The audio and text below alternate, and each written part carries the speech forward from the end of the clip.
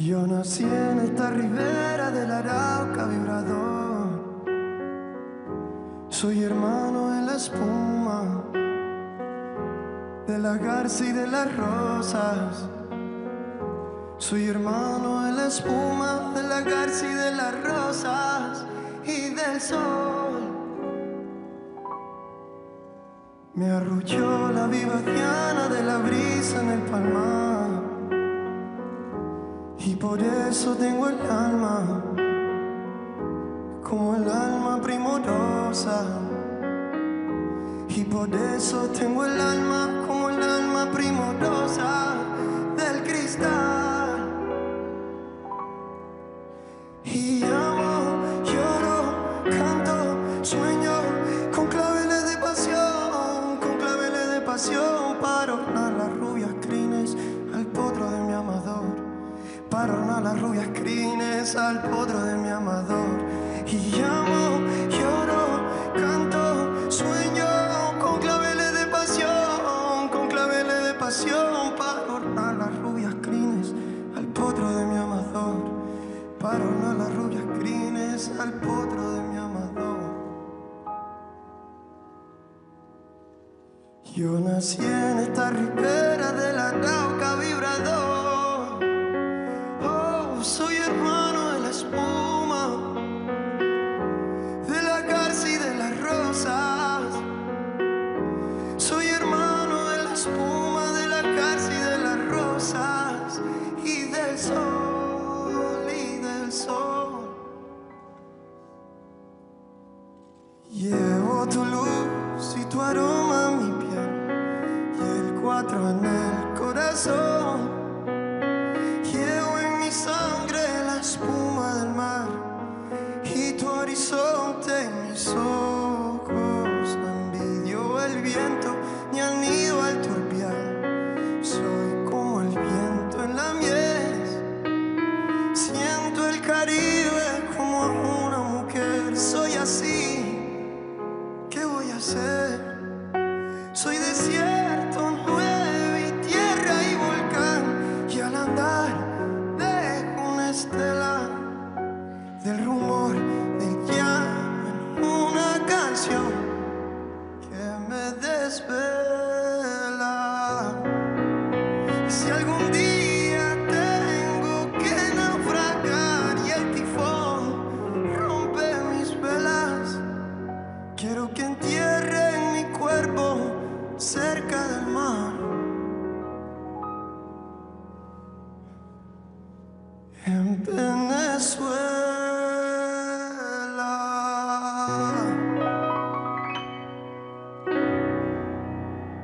Thank you very much. Muchísimas gracias. Thank you.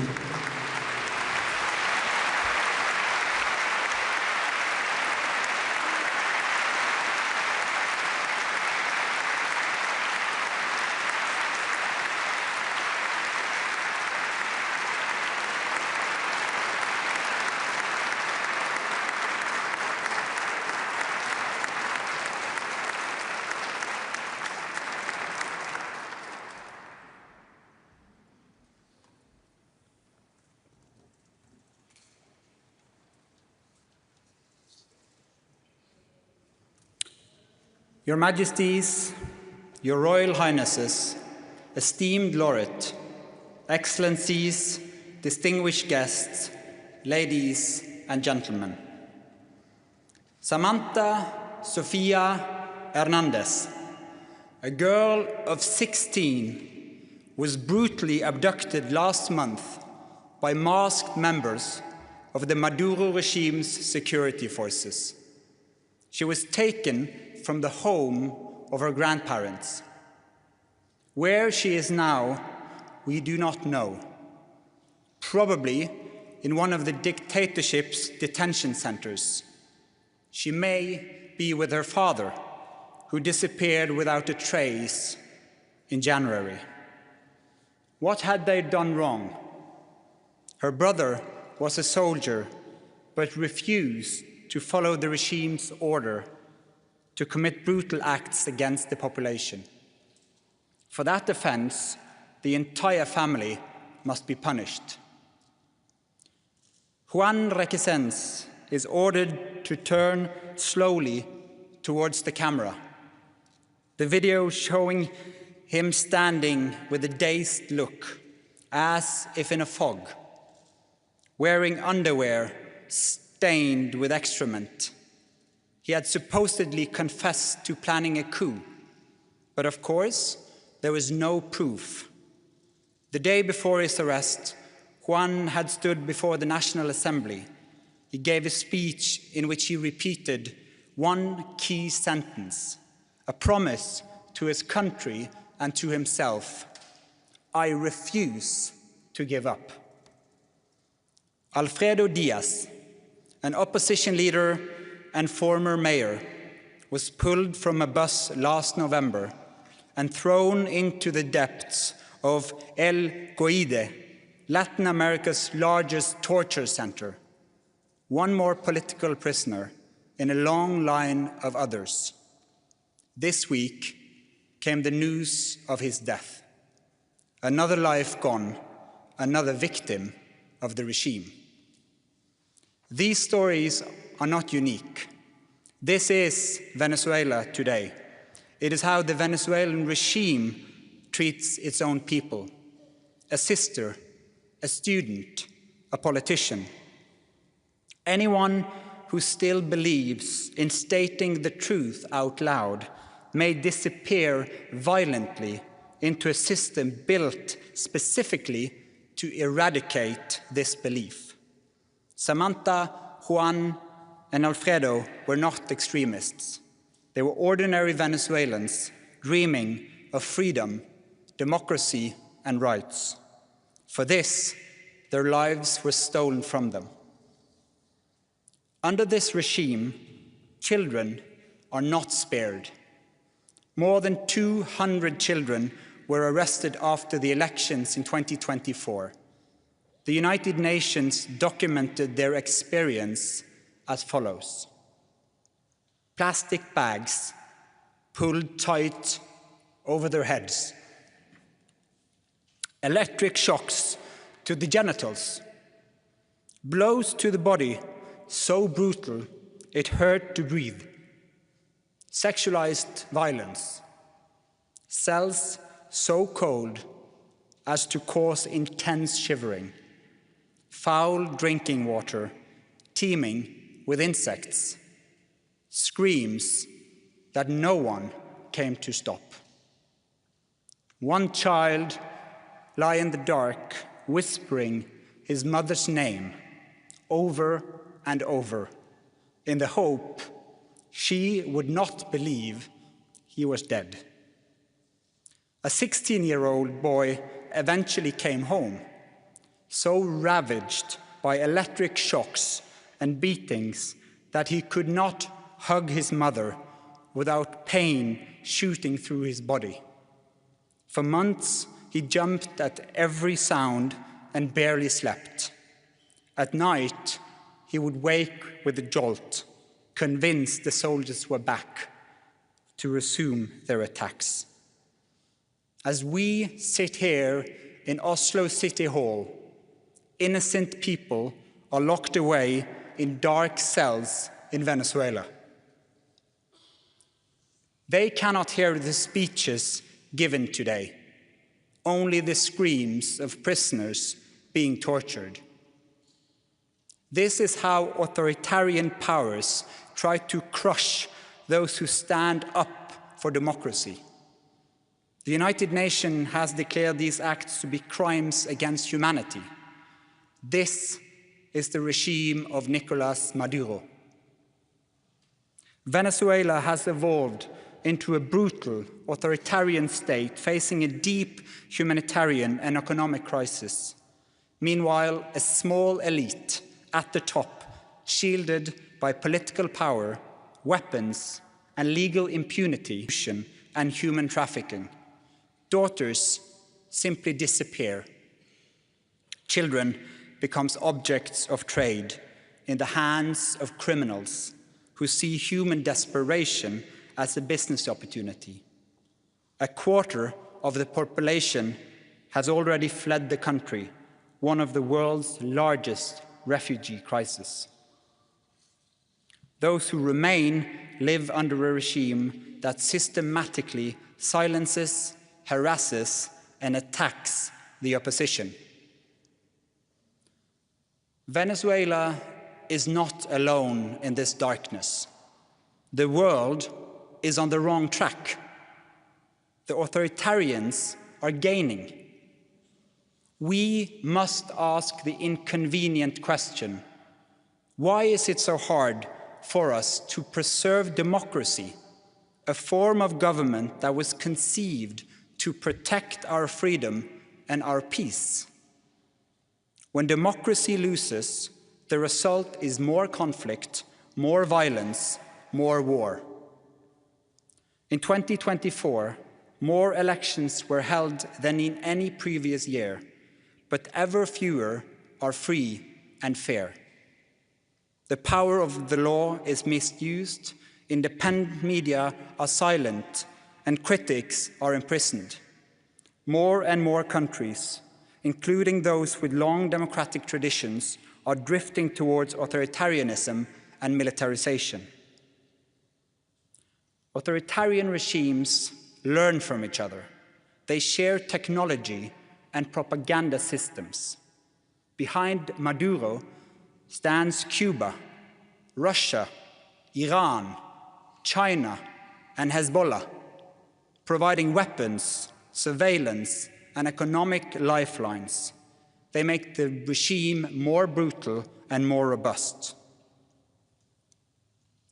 And yet, amid this darkness, we find Venezuelans who have refused to give up, those who keep the flame of democracy alive, who never yield despite the enormous personal costs. They remind us continually of what is at stake. Many of them are here with us today. Carlos, the poet; Claudia, the activist; Pedro, the university professor; Ana Luisa, the nurse; Corina, the grandmother; Antonio, the opposition politician; Venezuela's president-elect, Edmundo González Urrutia.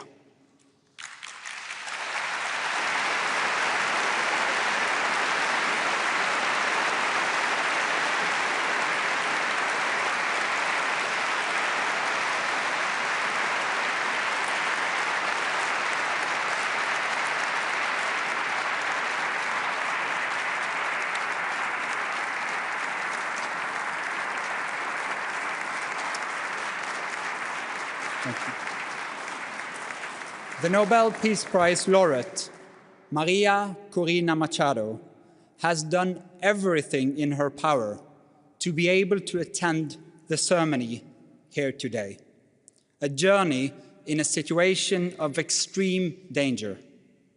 Although she will not be able to reach this ceremony and today's events, we are profoundly happy to confirm that she is safe and that she will be with us here in Oslo.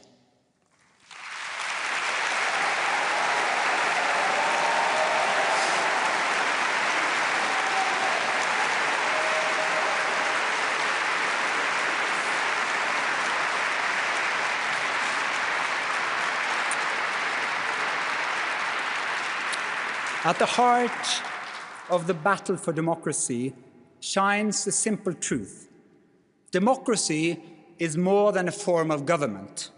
It is also the basis for lasting peace. Millions of Venezuelans know this. Year after year, students, trade unions, journalists, business groups, and ordinary citizens have mobilized in waves of resistance. They have filled the streets in protest. When their votes were taken away, they banged pots and pans. When state surveillance is inescapable, they whisper. People across the political spectrum, from communists to conservatives, have risen to challenge the regime. The opposition has tried one strategy after another. Through it all, they have said, we strive not for revenge, but for justice, for the sanctity of the ballot box, for democracy, and for peace. But they are told, in reply, that those things are impossible, that they will fail. And when the Venezuelans asked the world to pay attention, we turned away. As they lost their rights, their food, their health and safety, and eventually their own futures, much of the world stuck to old narratives. Some insisted Venezuela was an ideal egalitarian society. Others wanted only to see a struggle against imperialism. Still others choose to interpret Venezuelan reality as little more than a contest between superpowers, overlooking the bravery of those who seek freedom in their own country. What all these observers have in common is this: the moral betrayal of those who actually live under this brutal regime. If you only support people who share your political views, you have understood neither freedom nor democracy. Yet many critics stop there. They see local democratic forces cooperating by necessity with actors they dislike and use that to justify withholding support. This puts ideological conviction ahead of human solidarity. How should we regard those who use all their energy finding fault with the hard choices that brave defenders of democracy have had to make, instead of recognizing their courage and their sacrifice, or asking how we too can help fight dictatorships? It is easy to stand on principle when someone else's freedom is at stake.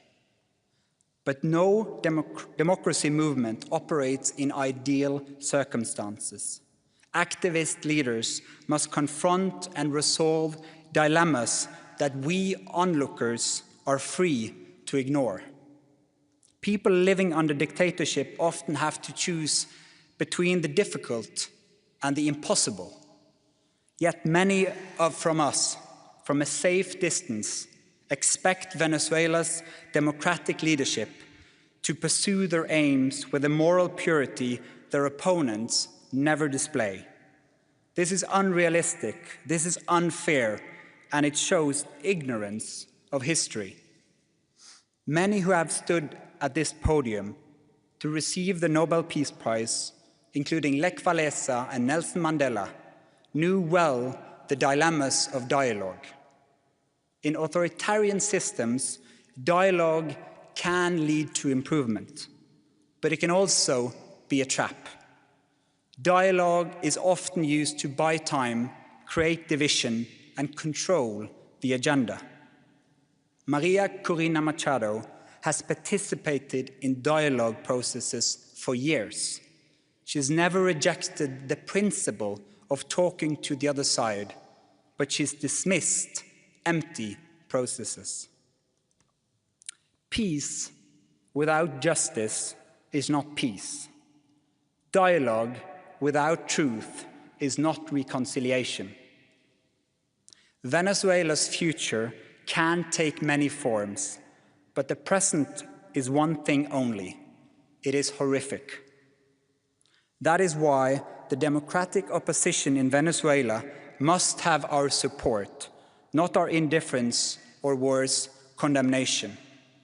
Every day, its leaders must choose a path that is in fact open to them, not the path of wishful thinking. Support for democratic development is support for peace. But since the announcement of this year's Nobel Peace Prize, the question has been posed: does democracy really lead to peace? The research findings are crystal clear, and the answer is yes. Not because democracy is perfect, but because the mechanisms of democracy make war less likely. Democracies are equipped with safety valves, free media, power-sharing structures, independent courts, civil society organizations, and elections that make it possible to change leadership without violence. In this political environment, differing options are not a threat to be put down, but an advantage. In a democracy, a leader who ignores facts can be replaced in the next election. In an authoritarian regime, the leader stays in power and replaces all who tell uncomfortable truths. Loyalty takes the place of reality, and dangerous decisions are taken in the dark. War is always costly, but in authoritarian regimes, it is not the leaders who pay the highest price. This is why democracy almost never go to war with each other, as authoritarian states are more prone to do. Nicolas Maduro's rule in Venezuela shows why. Conflicts are resolved with brute force, not negotiation. The result is a society where millions are forced into silence, with consequences that do not stop at the border. Instability, violence, and systematic destruction of the country's institutions have affected the entire region, and a neighboring country has been threatened with military invasion. Venezuela demonstrates with painful clarity that authoritarian rule both destroys a society from within and spreads instability abroad.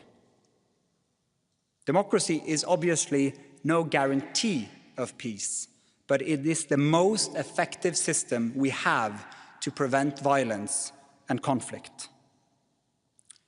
This line of reasoning often prompts a well-known counter-argument, that democracy itself causes unrest and conflict, that demanding freedom is dangerous.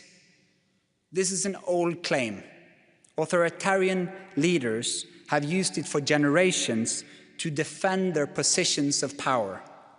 Today, they supercharge the argument with disinformation and propaganda, two of their essential weapons.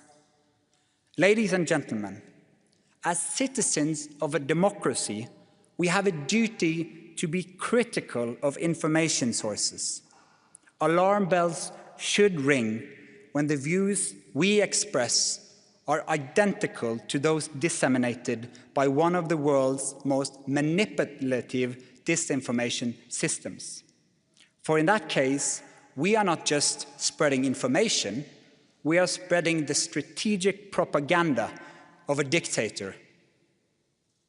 What are we all to think when we read that it's the Venezuelan opposition that is threatening the country with war, that the democratic movement desire an invasion, when the narrative is turned upside down and when the victims are branded as aggressors? This is a version of reality that the Maduro regime tells the world, that it is the guarantor of peace. But peace based on fear, silence, and torture is no peace. It is submission depicted as stability. No, the source of the violence is not the democracy activists. It is those at the top who refuse to cede power. It was not Nelson Mandela who made South Africa violent, but the apartheid regime's crackdown on demands for equality. Opposition groups did not start the imprisonments in Belarus, the executions in Iran, or the persecution in Venezuela. The violence comes from authoritarian regimes as they lash out against popular calls for change. Peace and democracy cannot be separated without draining both of meaning.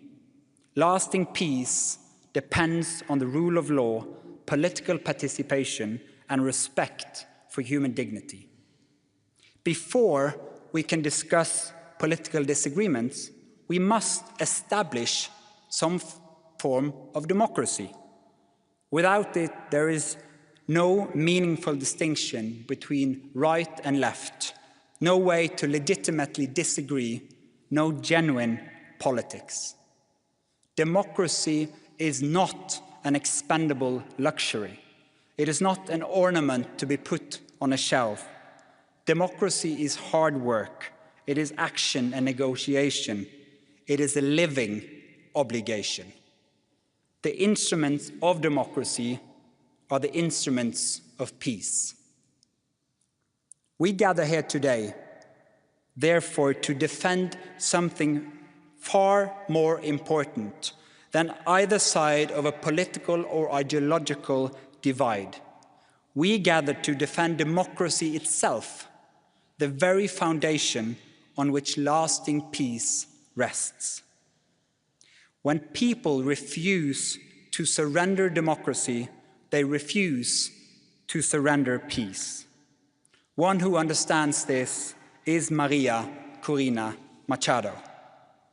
As a founder of Sumate, an organization devoted to building democracy, Ms. Machado stepped forward to advocate free and fair elections more than 2 decades ago.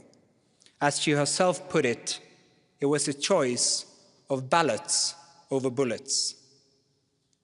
In political office and in her service to organizations, Ms. Machado has spoken out for judicial independence, human rights, and popular representation.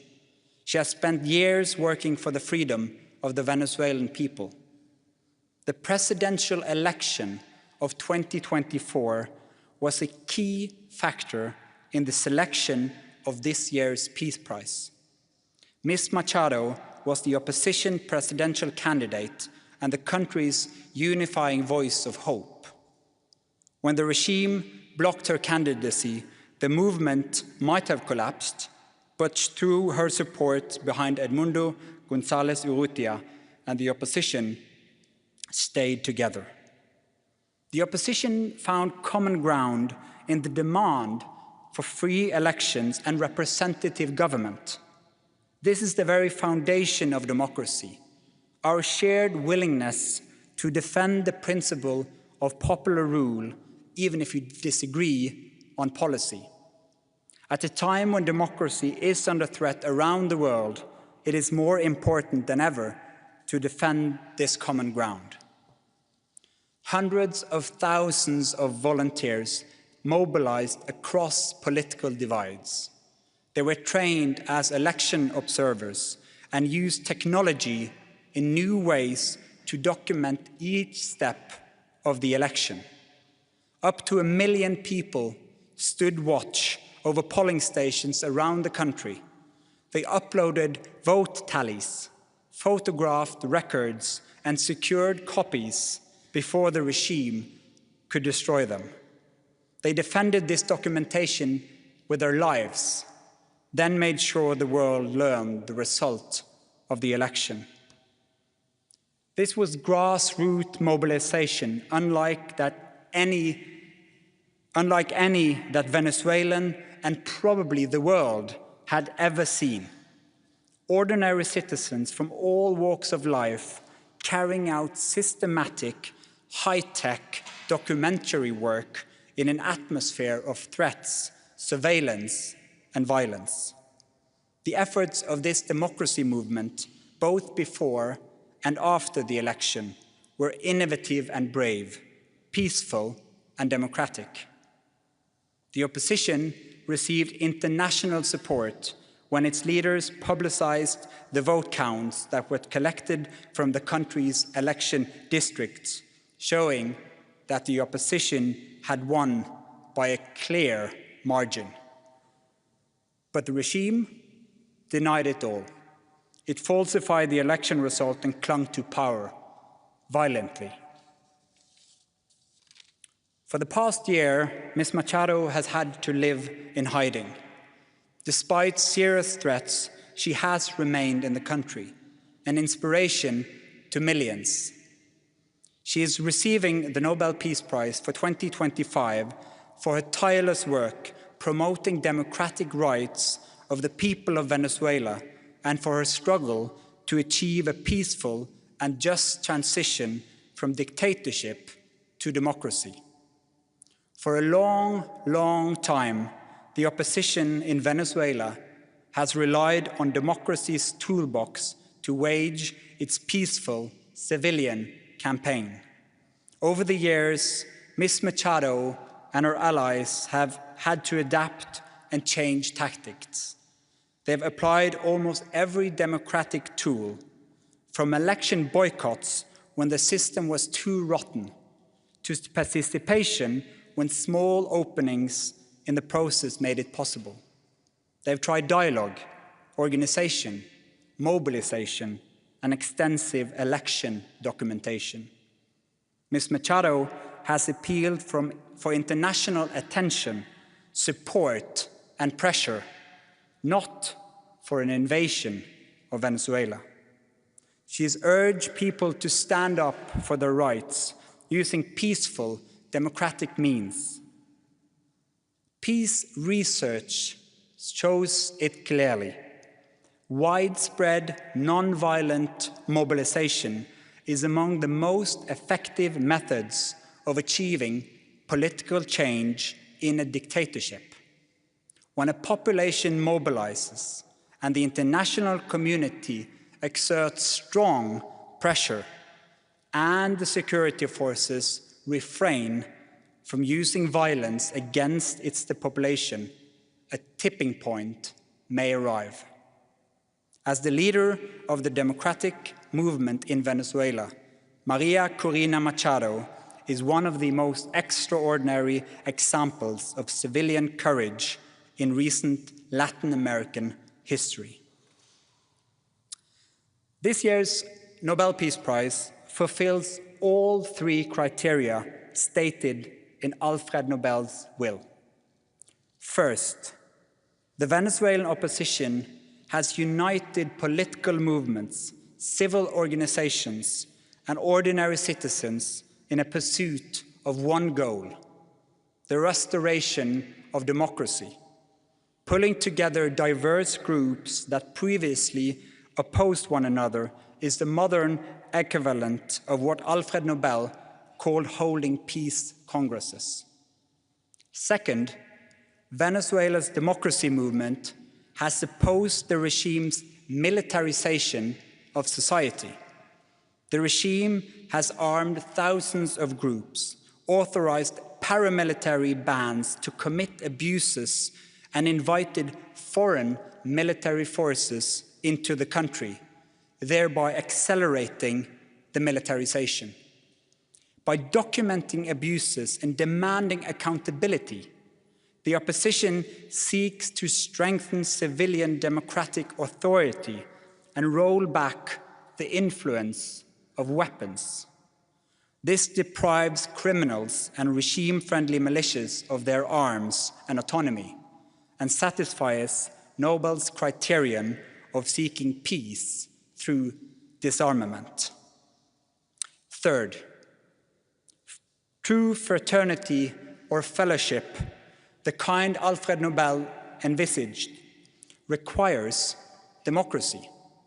Only when people are able to choose their leaders and speak without fear can peace take root, whether inside a society or between countries.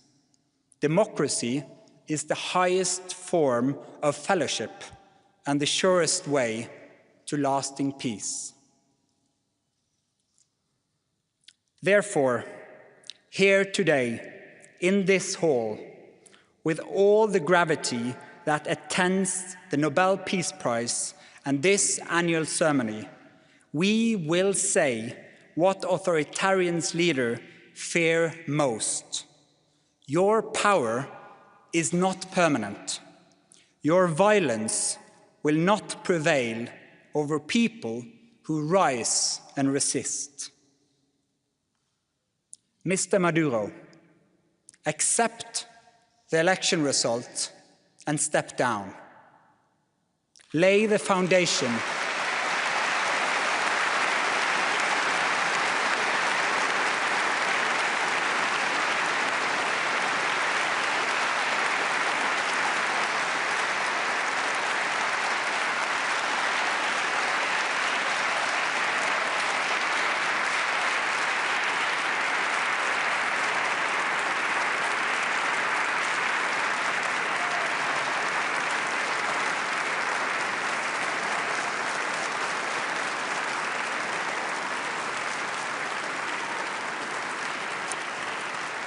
lay the foundation for a peaceful transition to democracy, because that is the will of the Venezuelan people.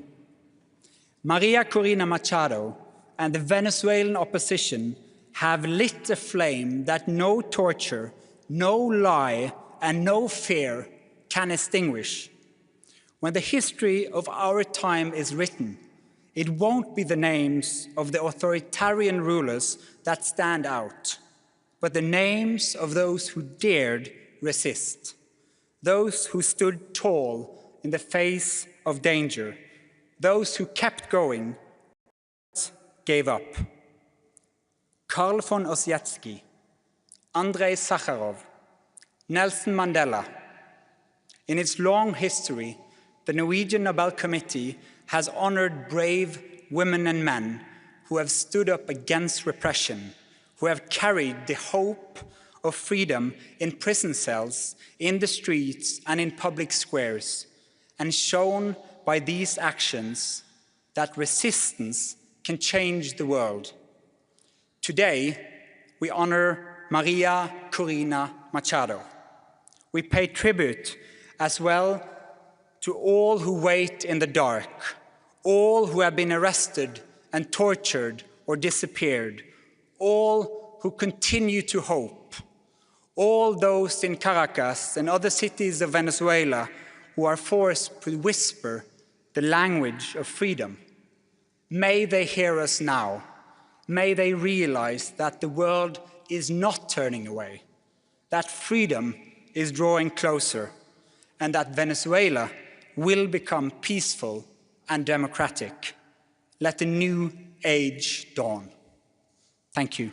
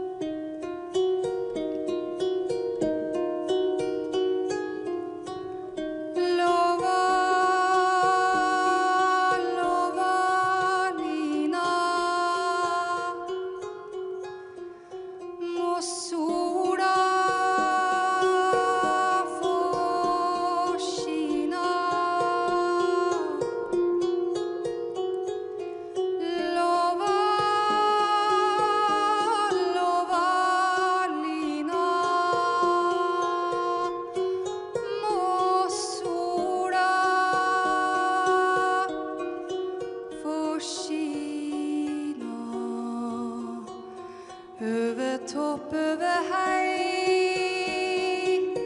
övergitt arvei. Lova, lova lina,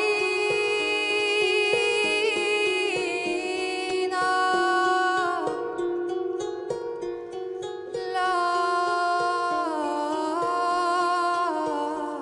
sola får skina.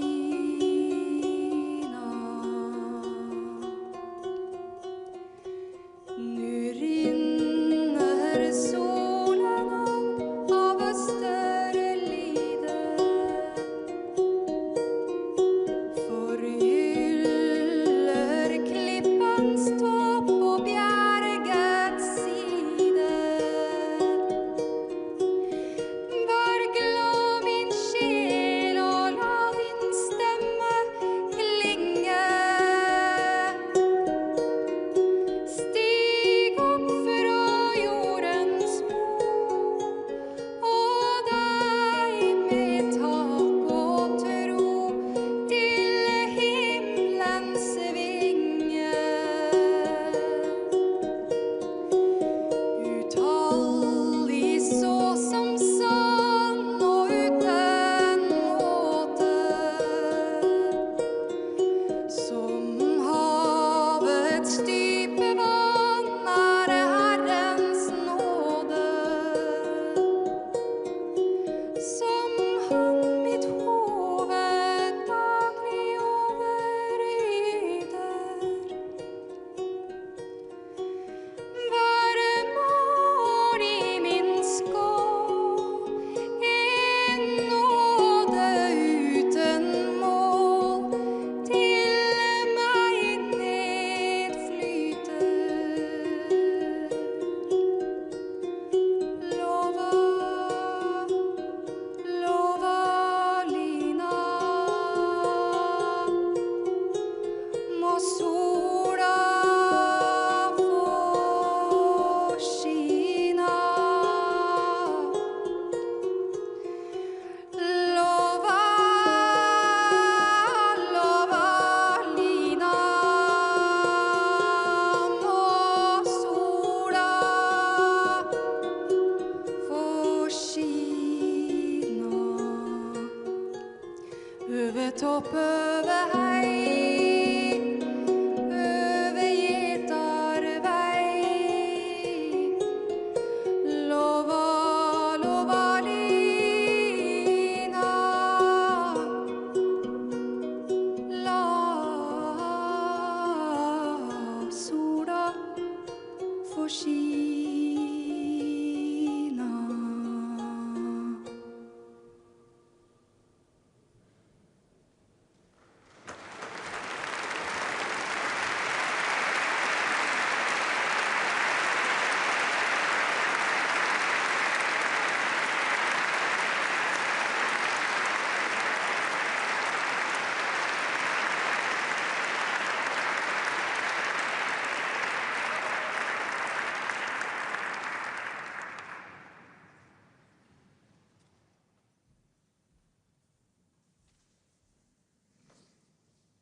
I now call upon Ms. Maria Corina Machado, the daughter of the Nobel Peace Prize laureate, Ms. Maria Corina Machado, to deliver the Nobel Peace Prize lecture for 2025.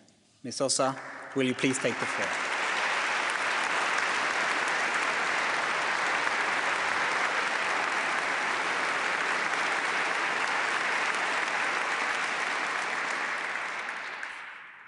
Your Majesties, Your Royal Highnesses, distinguished members of the Norwegian Nobel Committee, citizens of the world, my dear Venezuelans.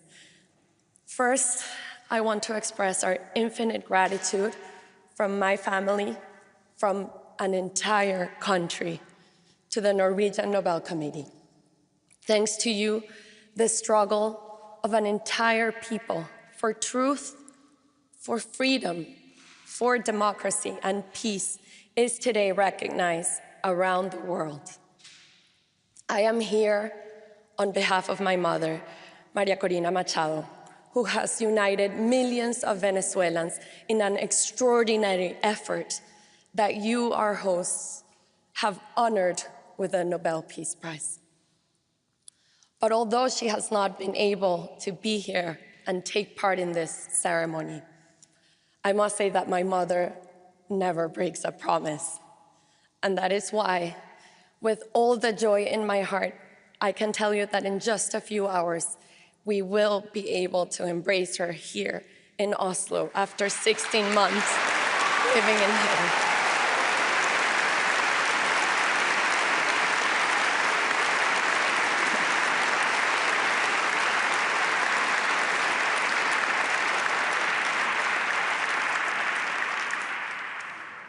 And as I await that moment to hug her, to kiss her, to embrace her after 2 years, I think of the other daughters and sons who do not get to see their mothers today.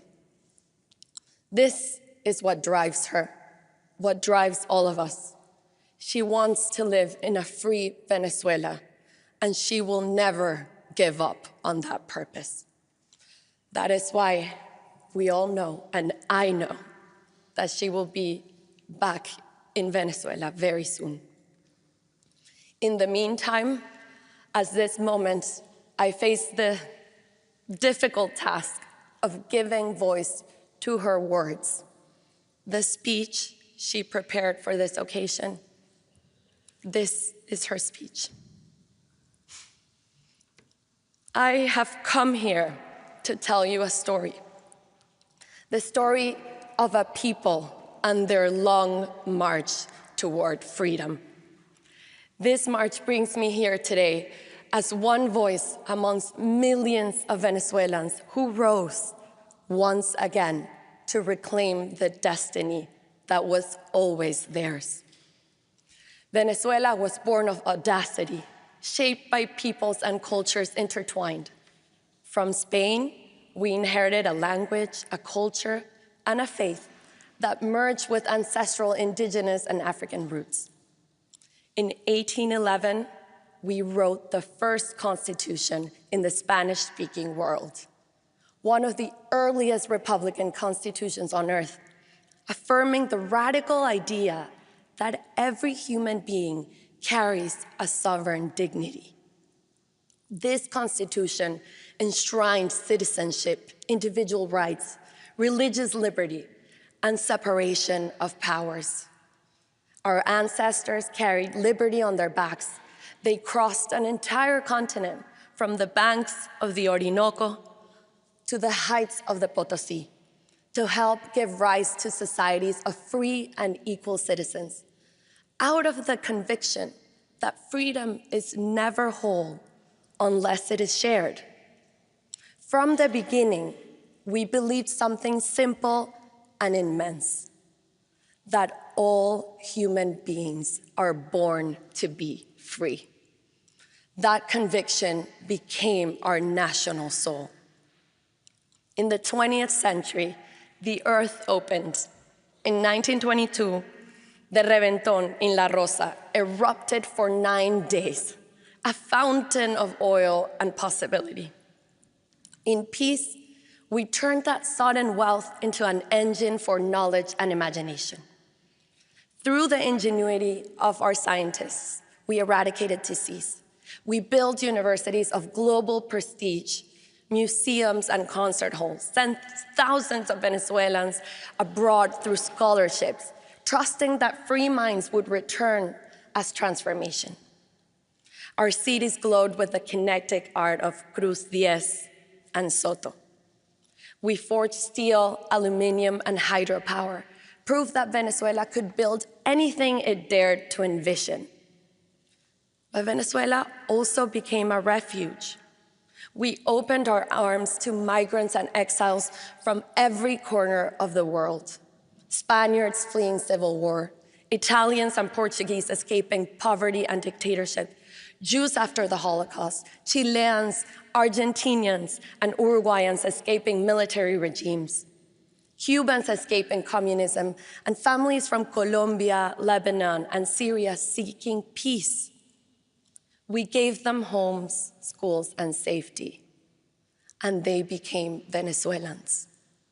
This is Venezuela. We built a democracy that became the most stable in Latin America, and freedom unfolded as a creative force. But even the strongest democracy weakens when its citizens forget that freedom is not something we wait for, but something we become. It is a deliberate personal choice, and the sum of those choices forms the civic ethos that must be renewed every day. The concentration of oil revenues in the state created perverse incentives. It gave the government immense power over society, which turned into privilege and corruption. My generation was born in a vibrant democracy, and we took it for granted. We assumed freedom was as permanent as the air we breathed. We cherished our rights, but we forgot our duties. I was raised by a father whose life's work, building, creating, serving, taught me that loving a country meant assuming responsibility for its future.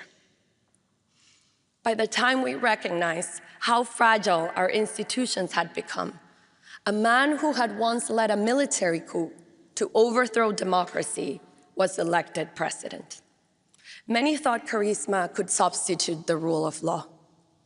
From 1991 onward, the regime dismantled our democracy, violating the Constitution, falsifying our history, corrupting the military, purging independent judges, censoring the press, manipulating elections, persecuting dissent, and ravaging our extraordinary biodiversity. Oil wealth was not used to uplift, but to bind.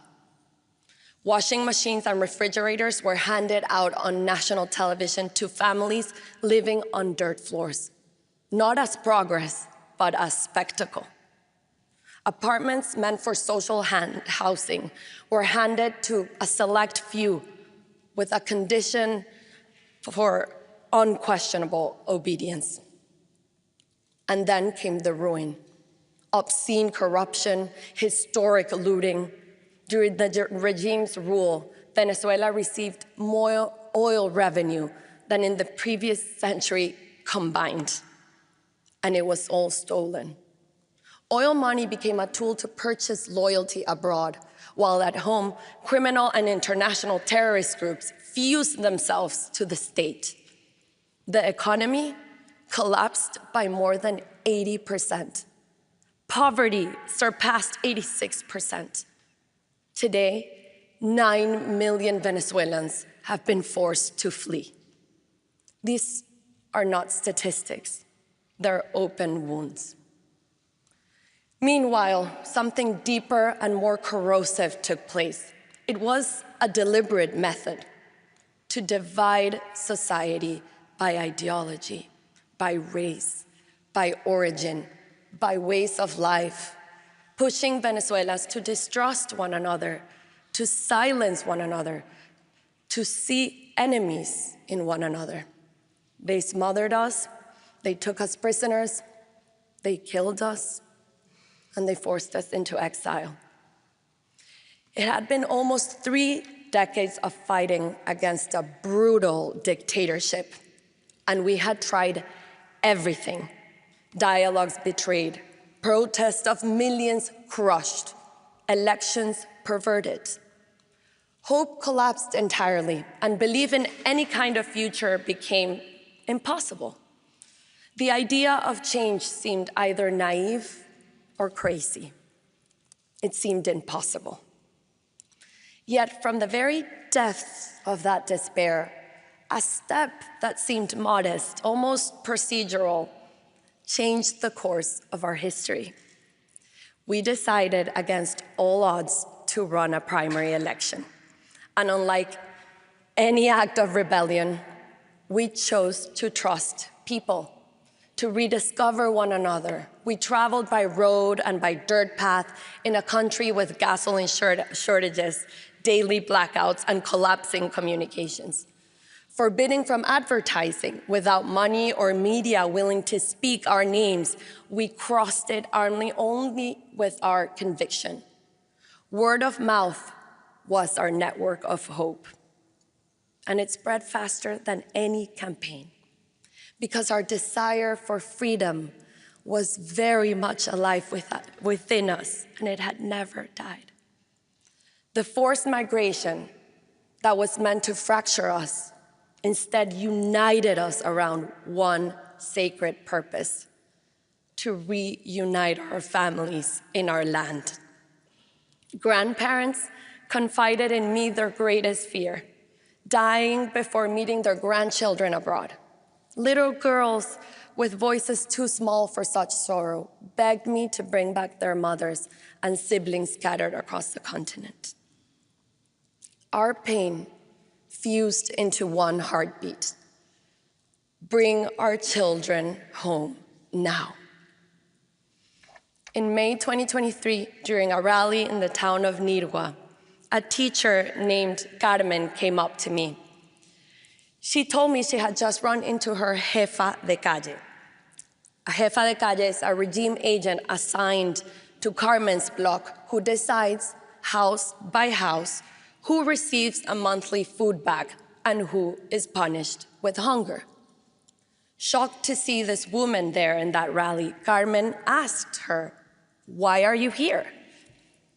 And the jefa de calle replied, "My only son, who fled to Peru, asked me to be here today. He told me that if Maria Corina wins, he will return home. Tell me what I have to do. I'll do anything." That day, love defeated fear. 2 weeks later, we reached Delicias, a tiny village swallowed by Colombian guerrillas and drug traffickers, where not even a chicken can be sold without their permission. No candidate had gone there since 1978.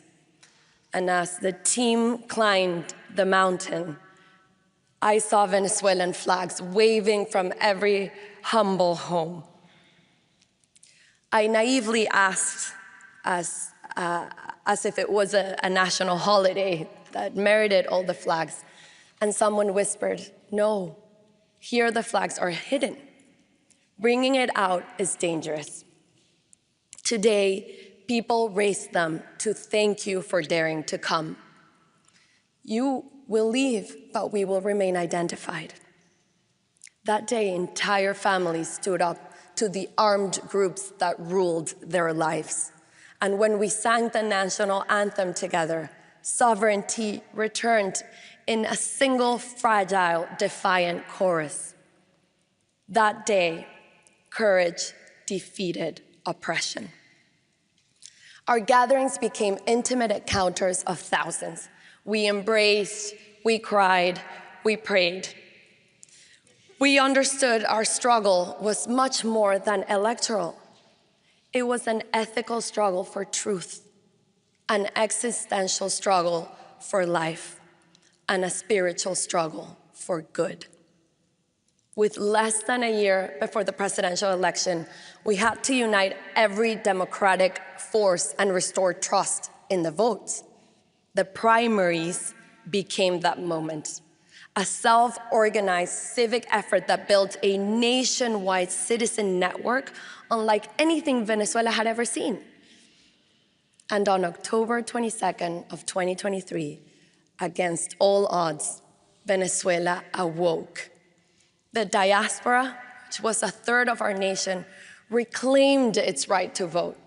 The son who had left cast his ballot alongside the mother who stayed. Lines stretched for blocks. Turnout was so overwhelming that ballots actually ran out.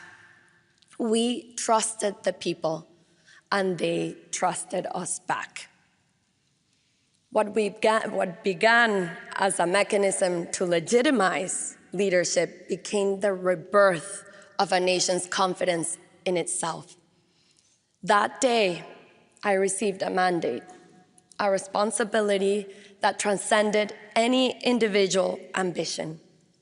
I felt humbled and profoundly aware the weight with which I had been entrusted. Threatened by that truth, though, the regime prohibited me from running for president. It was a harsh blow, but mandates belong to the people.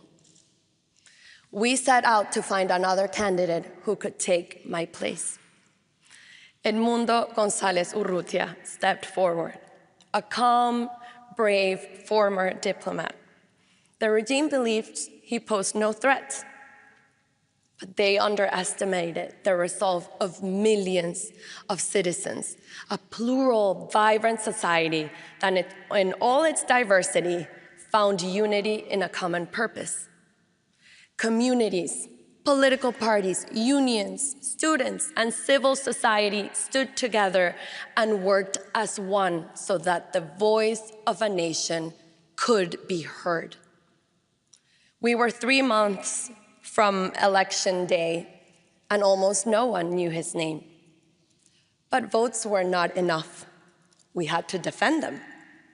For over a year, we had been building the infrastructure to do so. 600,000 volunteers across 30,000 polling stations, apps to scan QR codes, digital platforms, diaspora call centers. We deployed scanners, Starlink antennas, and laptops hidden inside fruit trucks to the furthest corners of Venezuela. Technology became a tool for freedom. Secret training sessions were held at dawn in church back rooms, kitchens, and basements, using printed materials that were moved across Venezuela like contraband. Finally, election day arrived on July 28th, 2024. Before dawn, lines wrapped around blocks. A quiet, trembling hope filled the air. Our live tracking showed turnout rising across every state and town. And then the electoral tally sheets, the famous actas. The sacred proof of the people's will began to appear. First by phone, then WhatsApp, then photographs, then scanned, and finally carried by hand, by mule, by canoe. They arrived from everywhere across Venezuela, an eruption of truth, because thousands of citizens risked their freedom to protect them. Confronted with our overwhelming victory, the regime issued a desperate order. Soldiers were to expel our volunteers from voting centers and block them from receiving the original tally sheets they were legally entitled to. But the soldiers disobeyed. Edmundo González Urrutia won with 67% of the vote in every state, city, and village.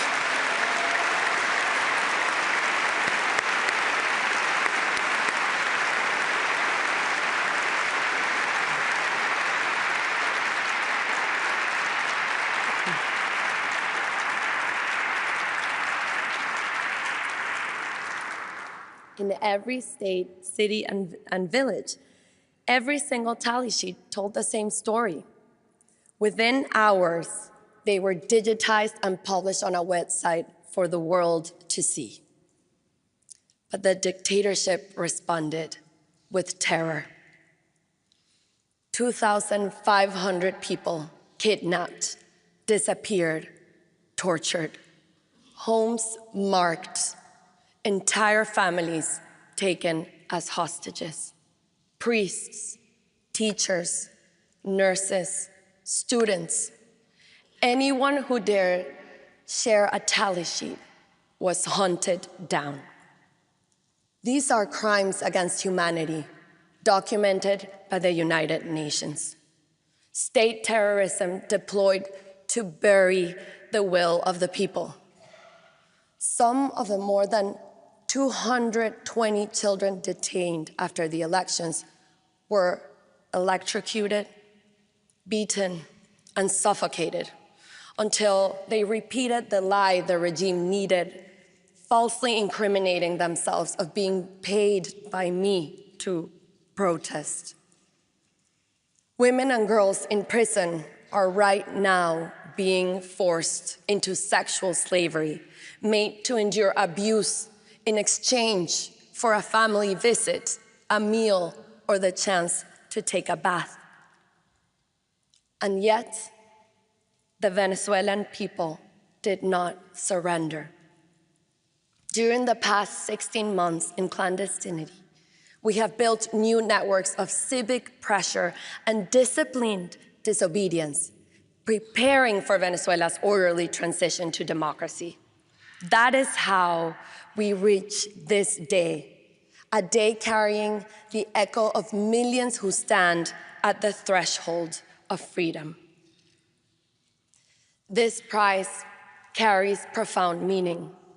It reminds the world that democracy is essential to peace.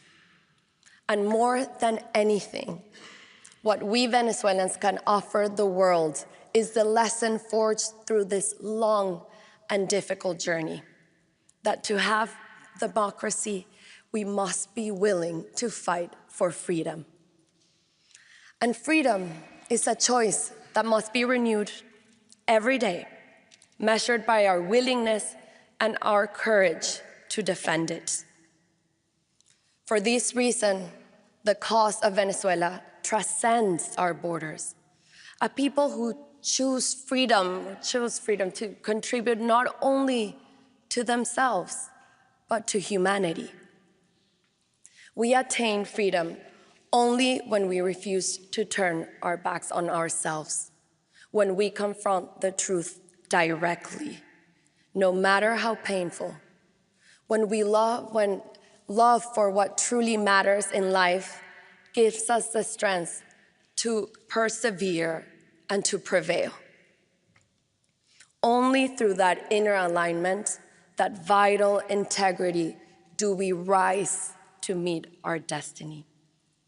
Only then do we become who we truly are, able to live a life worthy of being lived. Along this march to freedom, we gain profound certainties of the soul, truths that have given our lives a deeper meaning and prepared us to build a great future in peace. Therefore, peace is ultimately an act of love. This love has already set our future in motion. Venezuela will breathe again. We will open prison doors and watch thousands who were unjustly detained step into the warm sun, embraced at last by those who never stopped fighting for them. We will see grandmothers settle children on their laps to tell them stories not of distant forefathers, but of their own parents' courage. We will see our students debate ideas passionately and without fear, their voices rising freely at last. We will hug again, fall in love again, hear our streets fill with laughter and music again, and all the simple joys in the world that we have taken for granted will be ours. My dear Venezuelans, the world has marveled at what we have achieved. And soon it will witness one of the most moving sights of our time, our loved ones coming home.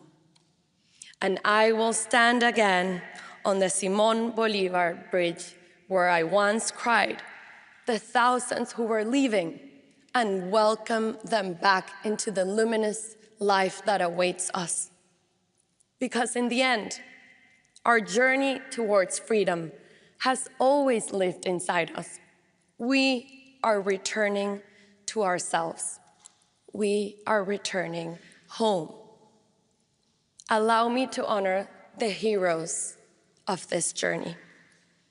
Our political prisoners, the persecuted, their families, and all who defend human rights. Those who sheltered us, fed us, and risked everything to protect us. The journalists who refused silence, the artists who carried our voice, my exceptional team, my mentors, my fellow political and social activists, the leaders around the world who joined us and defended our cause. My 3 children, my adored father, my mother, my 3 sisters, my brave and loving husband, who've all supported me throughout my life. And above all, the millions of anonymous Venezuelans who risked their homes, their families, and their lives out of love. To them belongs this honor. To them belongs this day. To them belongs the future. Gracias.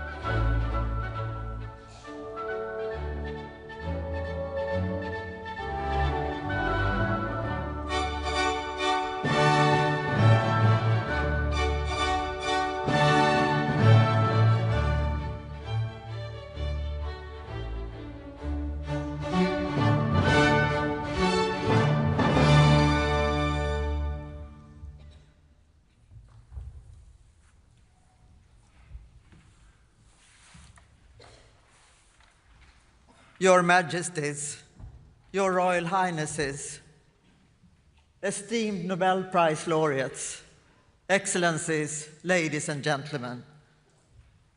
On behalf of the Nobel Foundation, it is my great honor and pleasure to warmly welcome you all to the 2025 Nobel Prize Award ceremony. In particular, I wish to welcome the Nobel Prize laureates, their families and friends.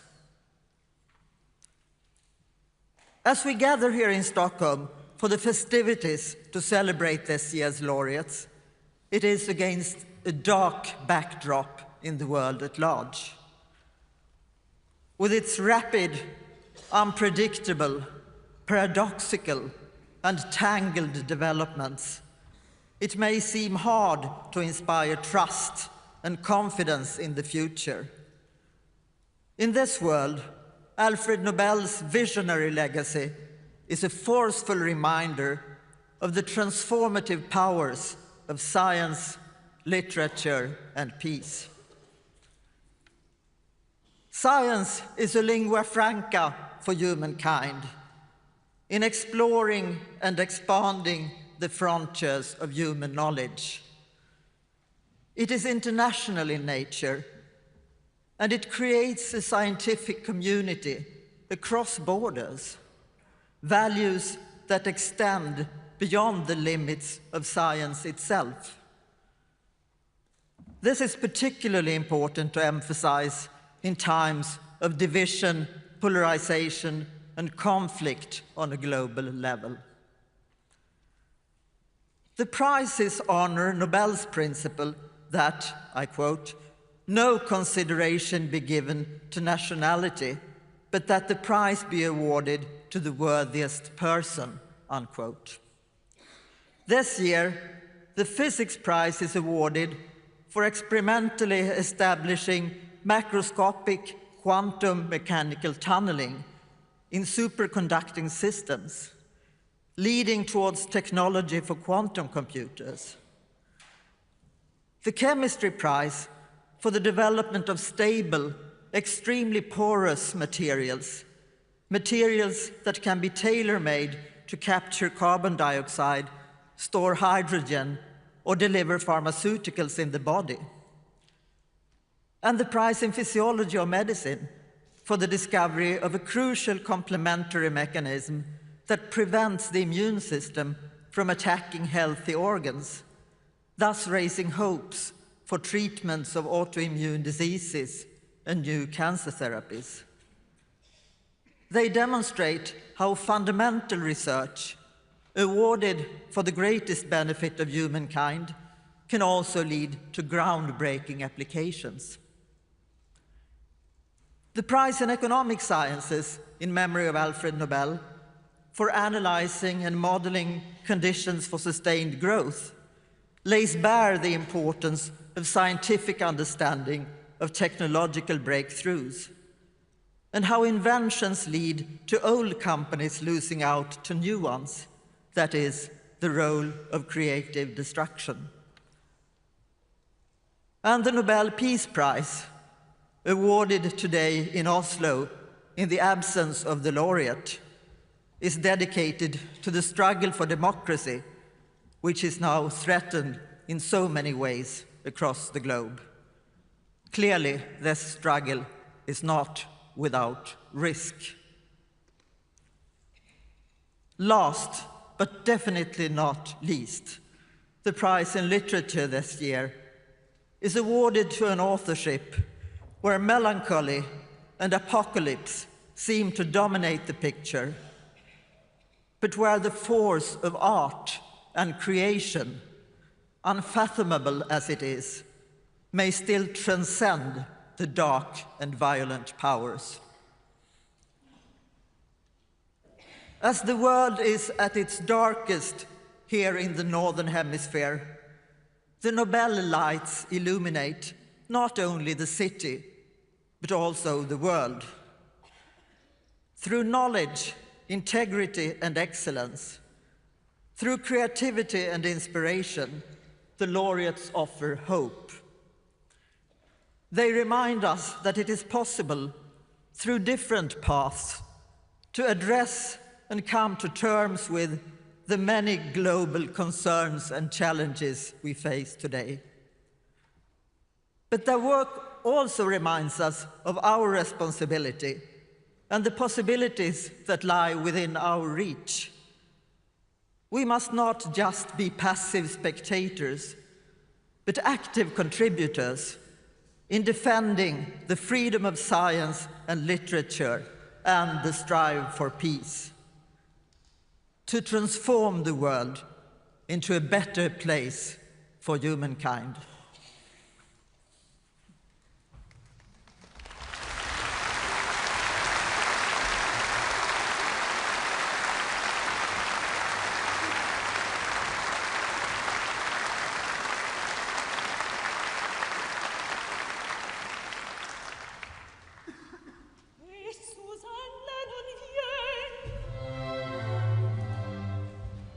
Sono ansiosa di sapere come il conte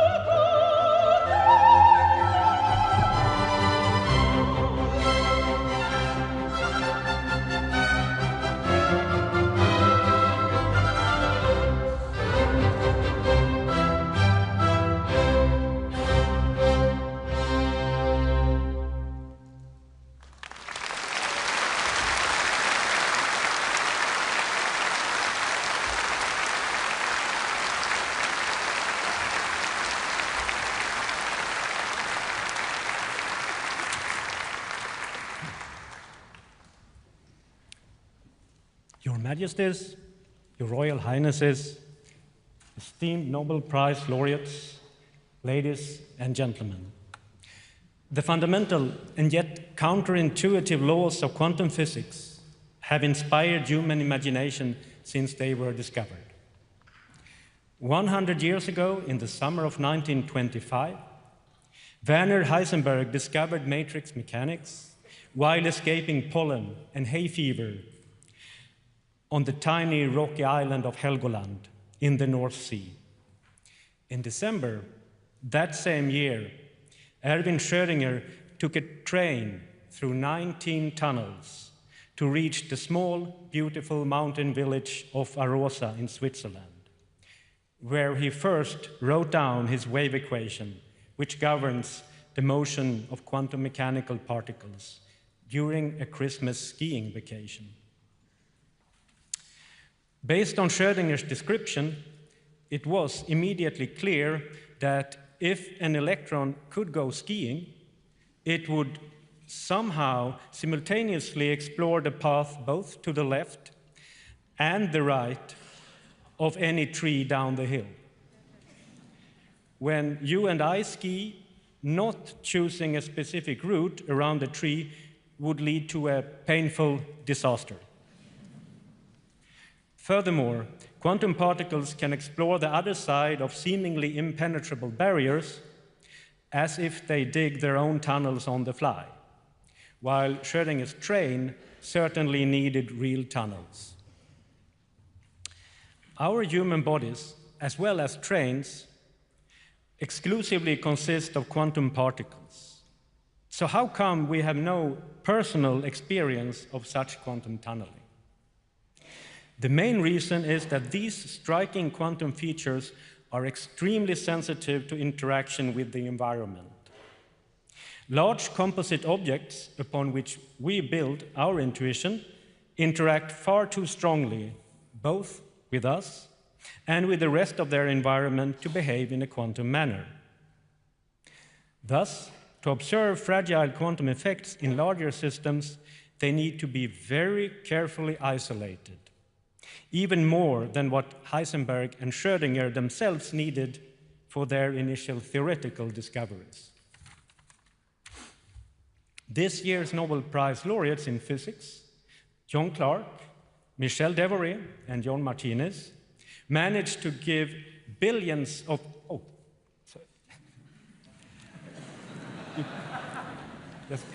you can wait a little. I have...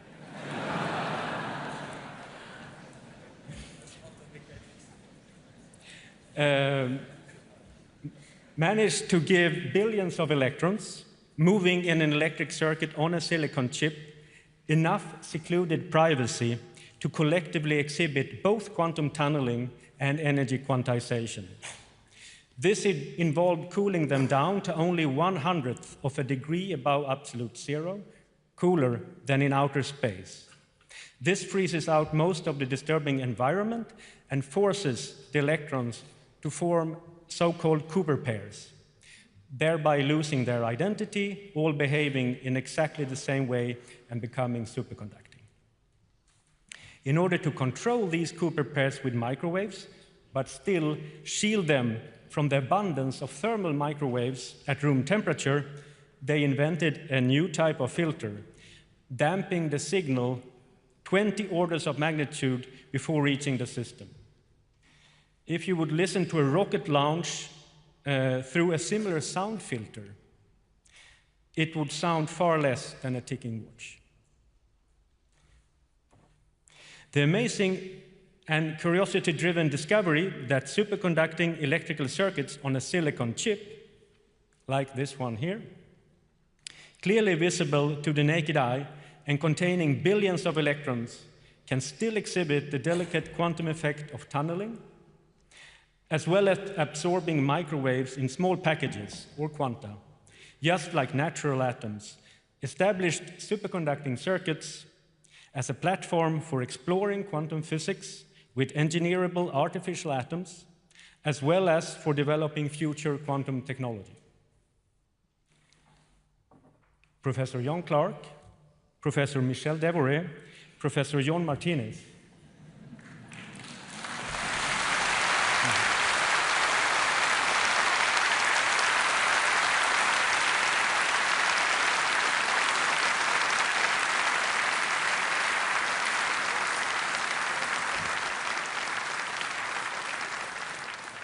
you have been awarded the 2025 Nobel Prize in Physics for the discovery of macroscopic quantum mechanical tunneling and energy quantization in an electric circuit. It is an honor and a privilege to convey to you, on behalf of the Royal Swedish Academy of Sciences, our warmest congratulations. I now ask you to step forward to receive your Nobel Prizes from the hands of His Majesty the King.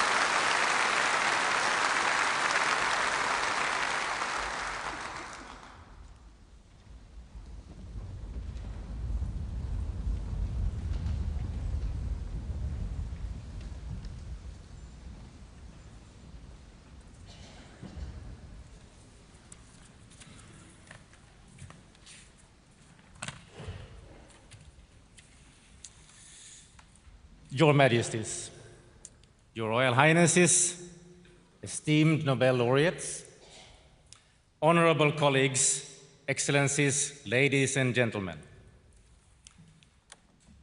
Consider for a moment the importance of holy materials, porous structures that can be used for a large variety of purposes while accommodating smaller entities into their many cavities.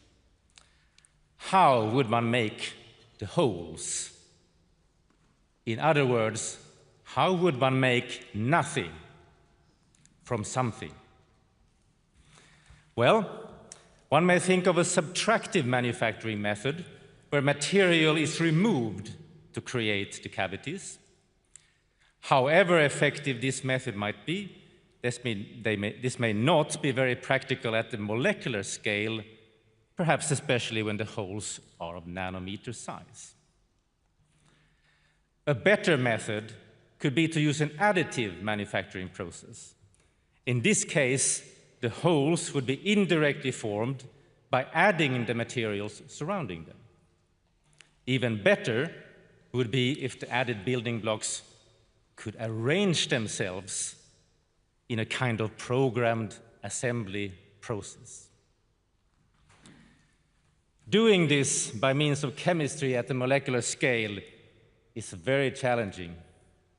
Nevertheless, this is what our laureates have developed and perfected, leading to what is called metal organic frameworks, or MOFs.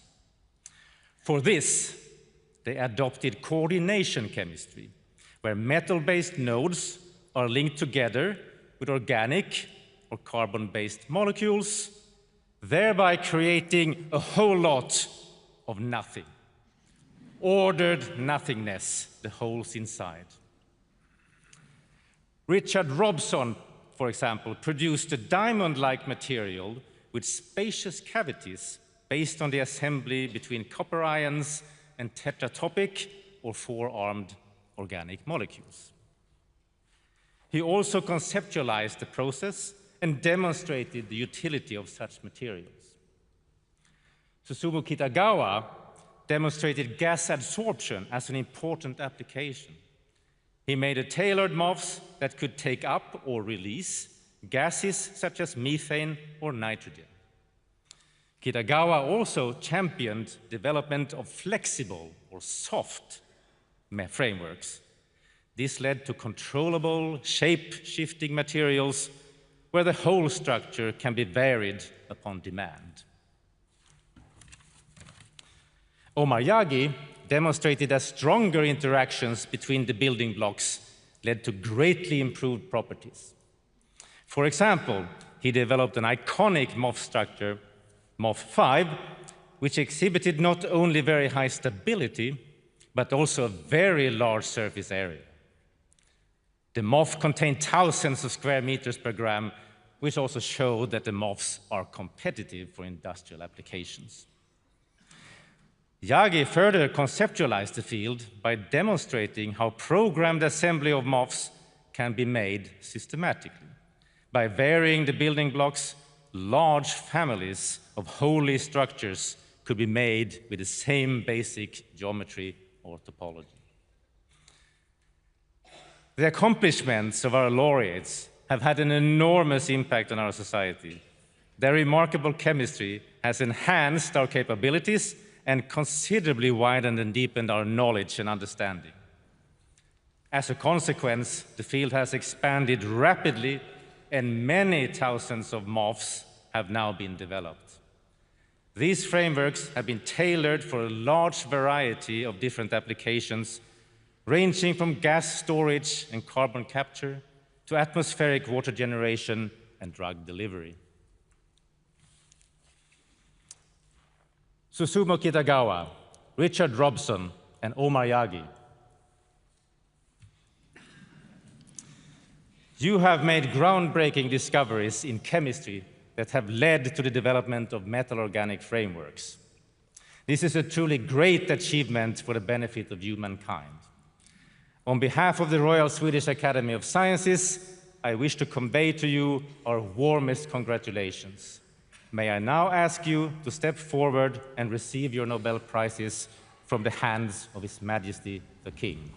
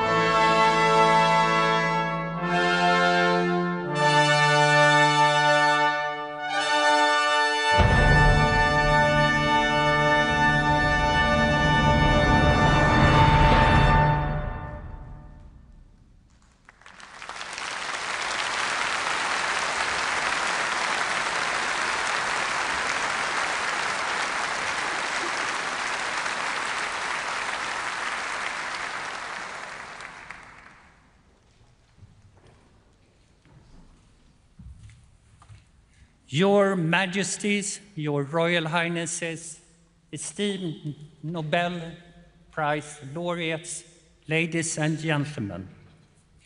This year's Nobel Prize in Physiology or Medicine honors discoveries that explain how our immune system is agile, adaptable, and skillful in defending us against invading microorganisms, while usually preventing collateral damage to our own tissues in this process.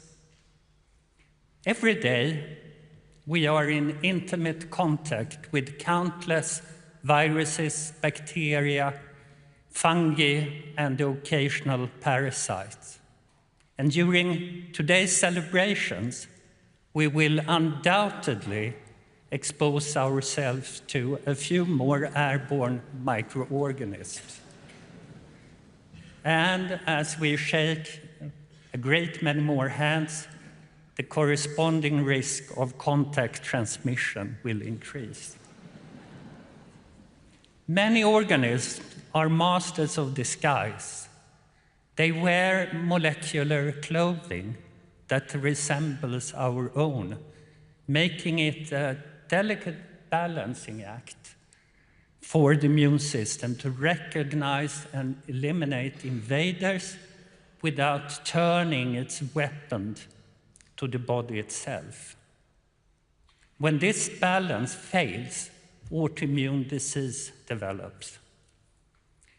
To prevent such friendly fire, certain immune cells undergo a rigorous education in an organ called the thymus, known in Swedish as brässen, located in our chest.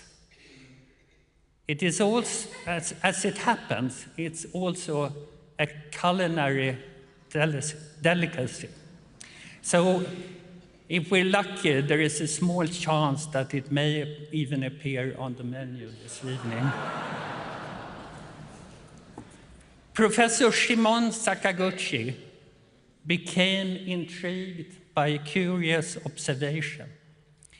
Newborn mice whose thymi are removed just 3 days after birth develop severe autoimmune disease. He set out to identify which cells went missing when the thymus was gone. After years of meticulous work, he discovered a subset of cells marked by CD4 and CD25 that prevented autoimmunity.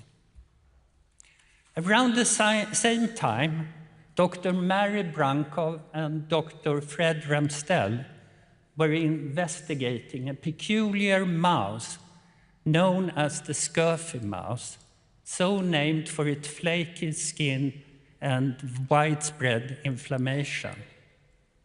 This mouse has first appeared, of all places, in a large breeding colony during the Manhattan Project in the 1940s.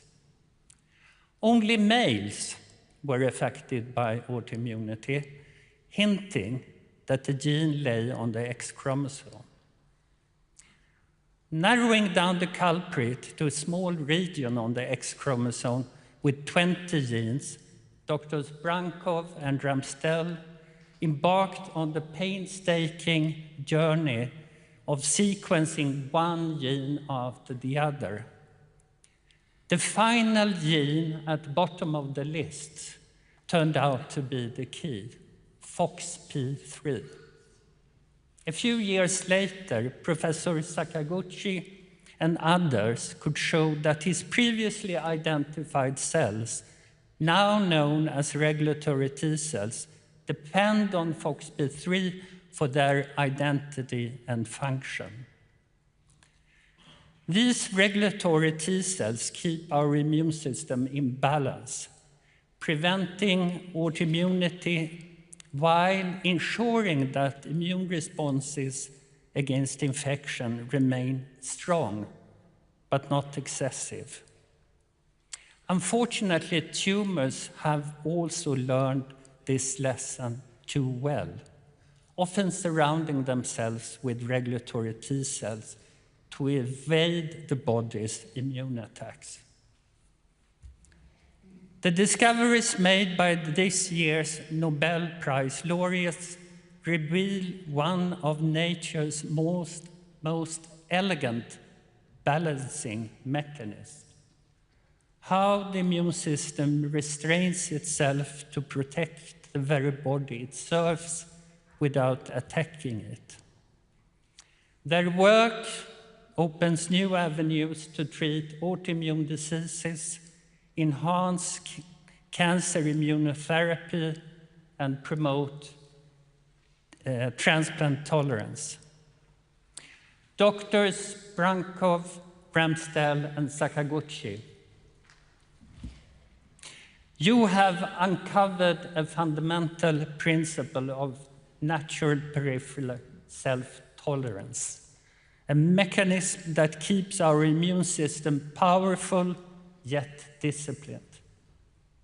On behalf of the Nobel Assembly at the Karolinska Institutet, it's my great privilege to convey to you our warmest congratulations.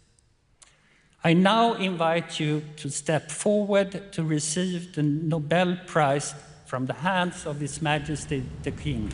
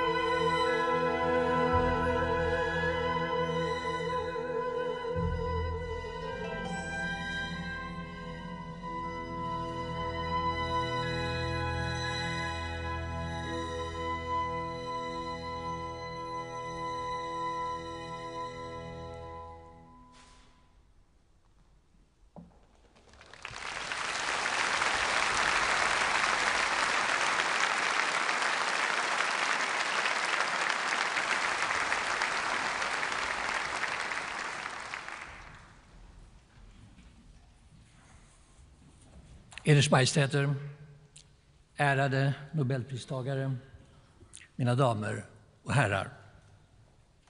Med årets litteraturpris till den ungerske författaren Laszlo Krasznahorkai belönas en sällsam urkraft i samtidens litteratur.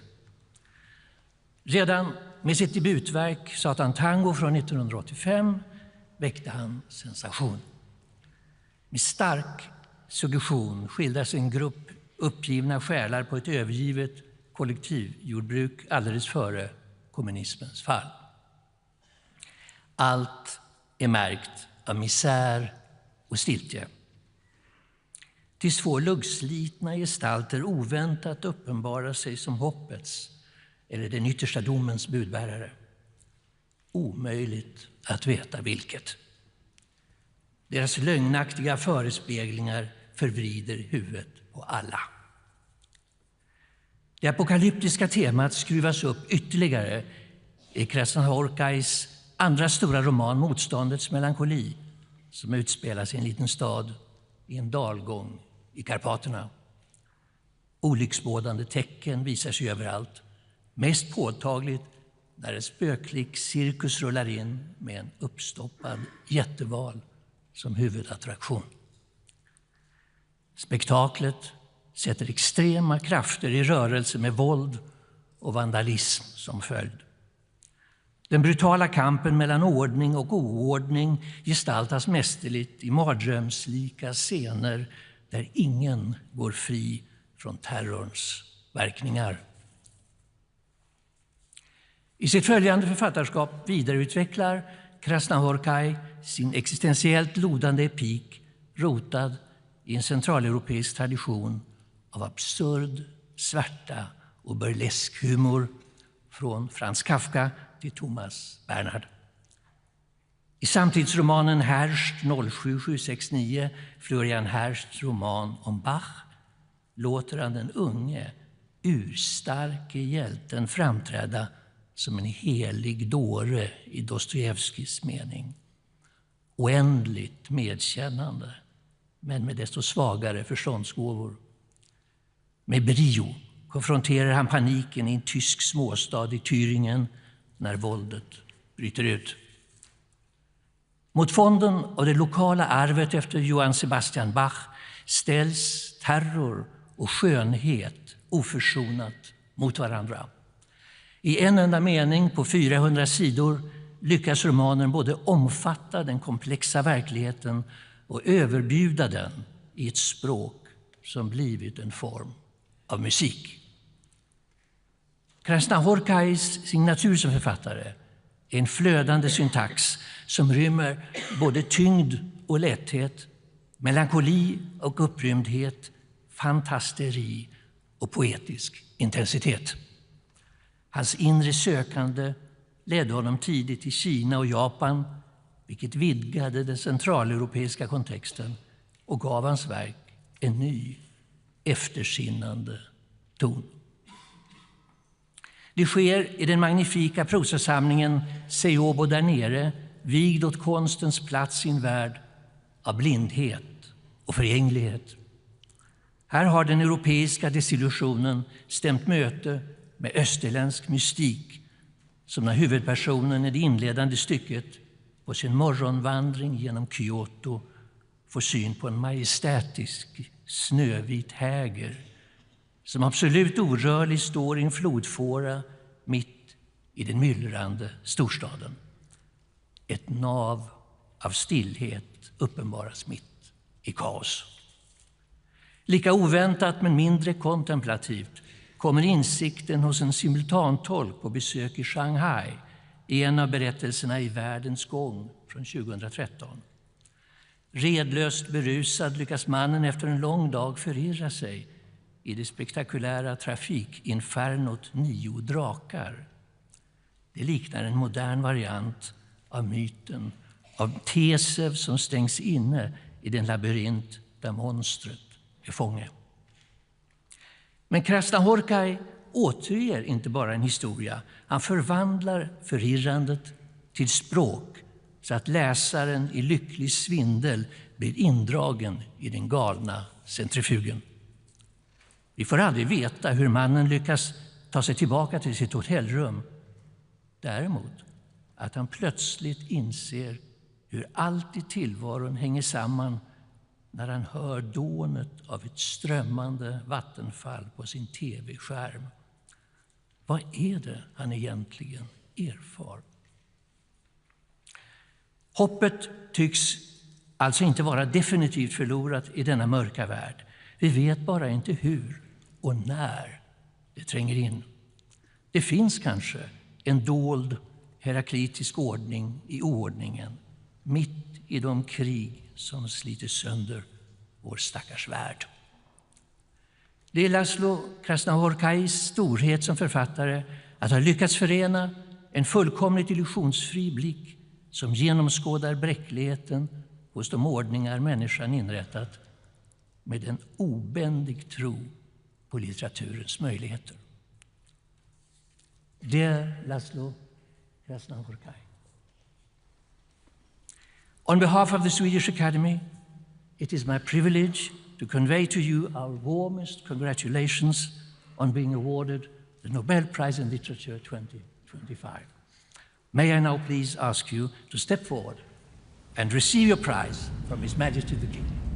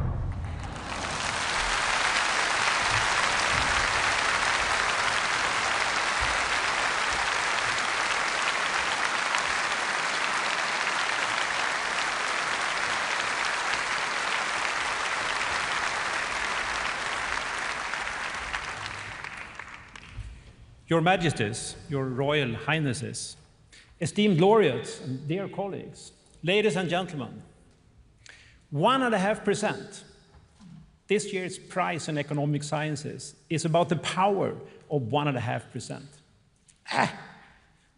Close to zero, you might think. But when it represents sustained economic growth, 1.5% rather than zero means everything. For most of the history of humankind, growth was negligible. Living conditions barely changed between generations. But over the last 2 centuries, steady economic growth of 1.5% per year has instead become the norm, lifting masses of people from poverty, doubling life expectancy, and laying the foundation for our welfare. But what is economic growth about? Perhaps the word more comes to mind. More money, more work, more energy, more consumption, more of everything. During the first phases of growth, more was certainly important, and it still is in poor countries. There, more food, more medicine, more resources, more energy are required for a better livelihood.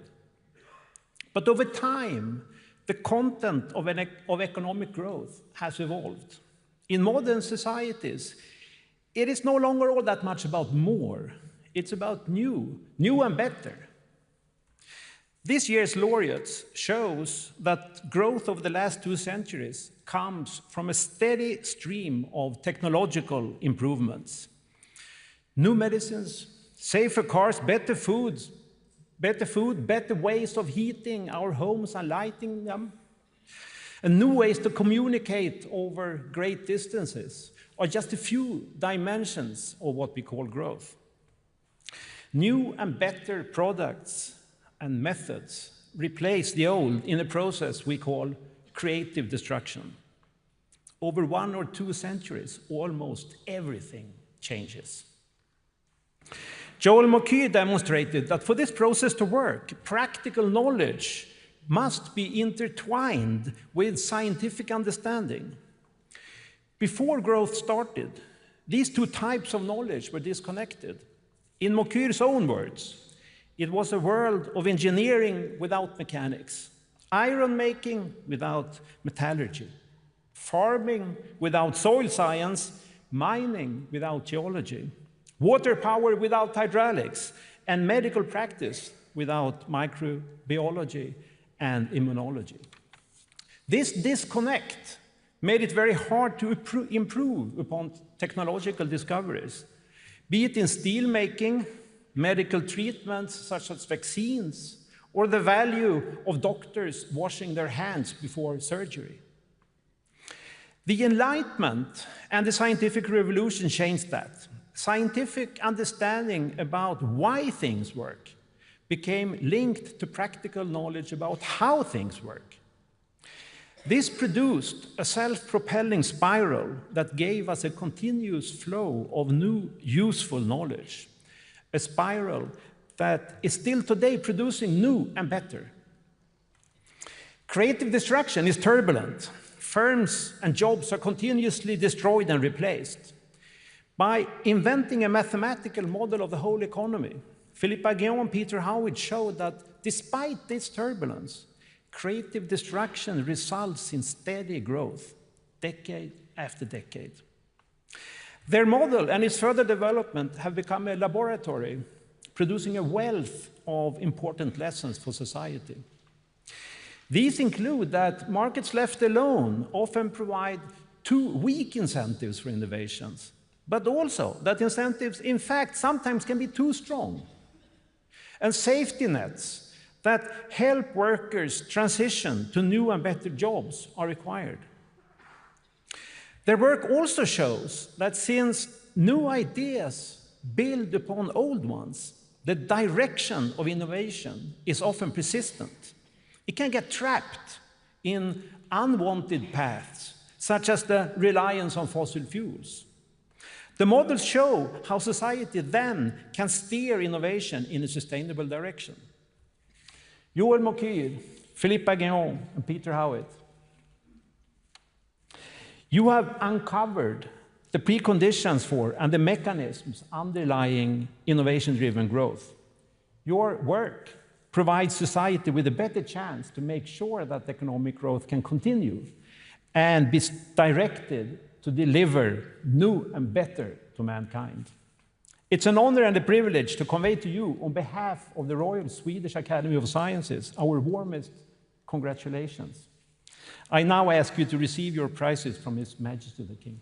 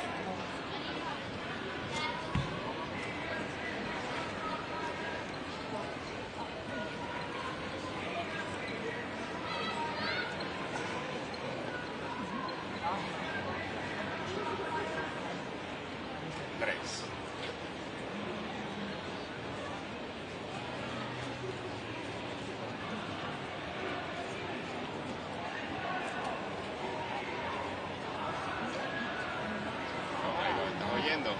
Got it. I think I need to stop.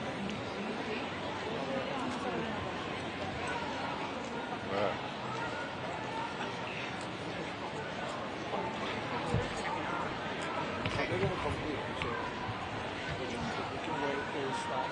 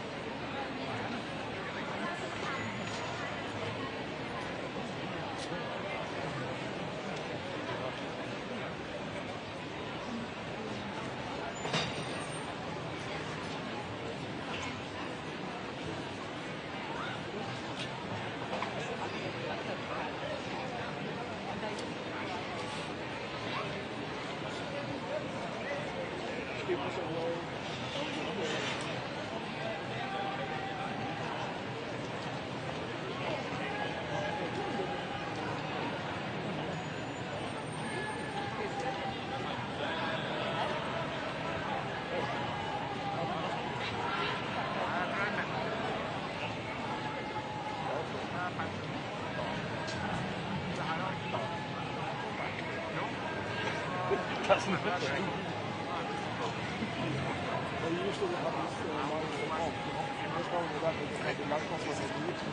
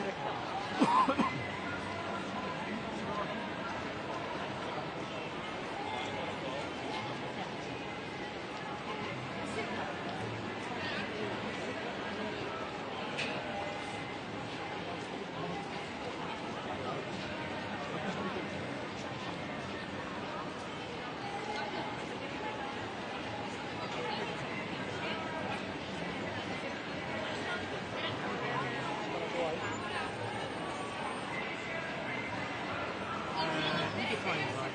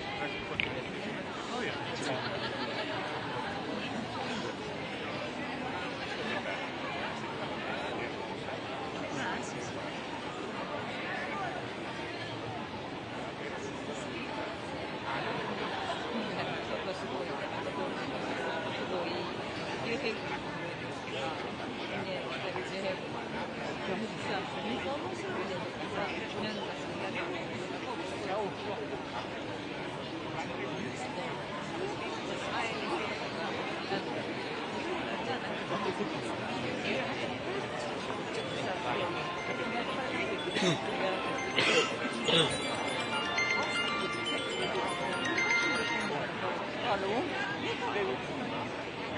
Jeg står utenfor Grand og venter på Nobel Peace vinner.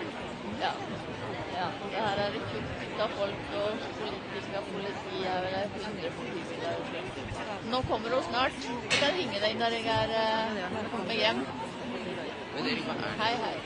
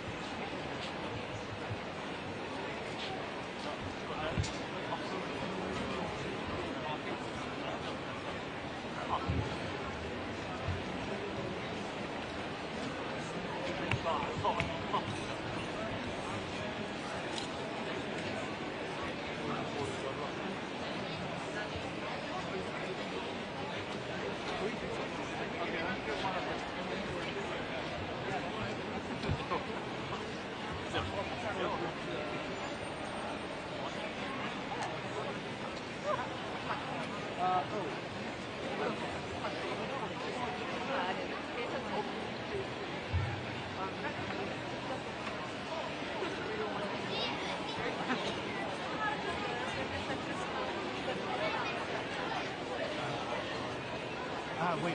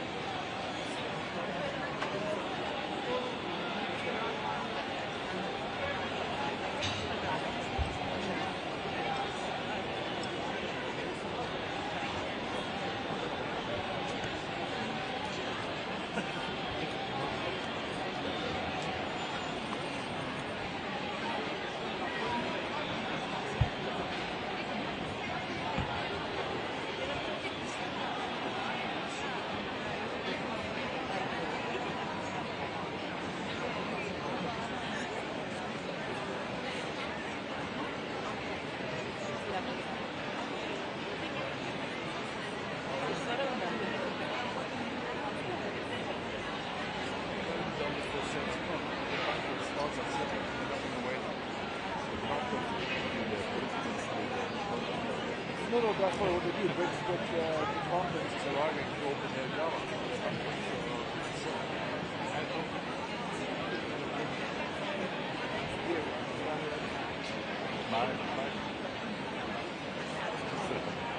Well, not everything else is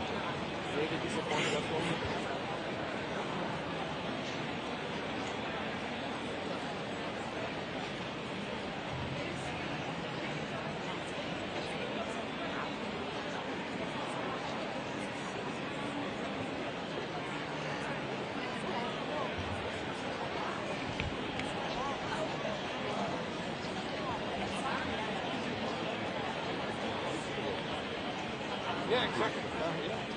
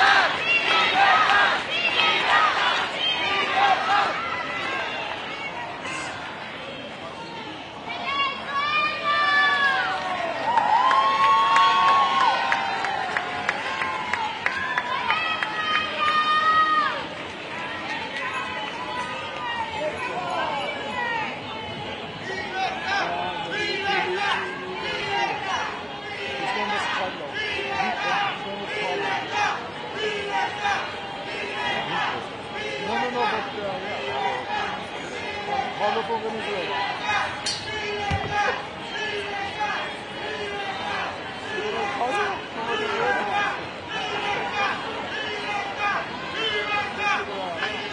Por favor, corran la voz. Hay atrás de ustedes, hay lugares donde pueden apagar la antorcha y deben botarse en unos lugares especiales. Por favor, no la boten donde quieran. Corran la voz, por favor. Corran la voz, deben botar la antorcha en lugares especiales allá atrás.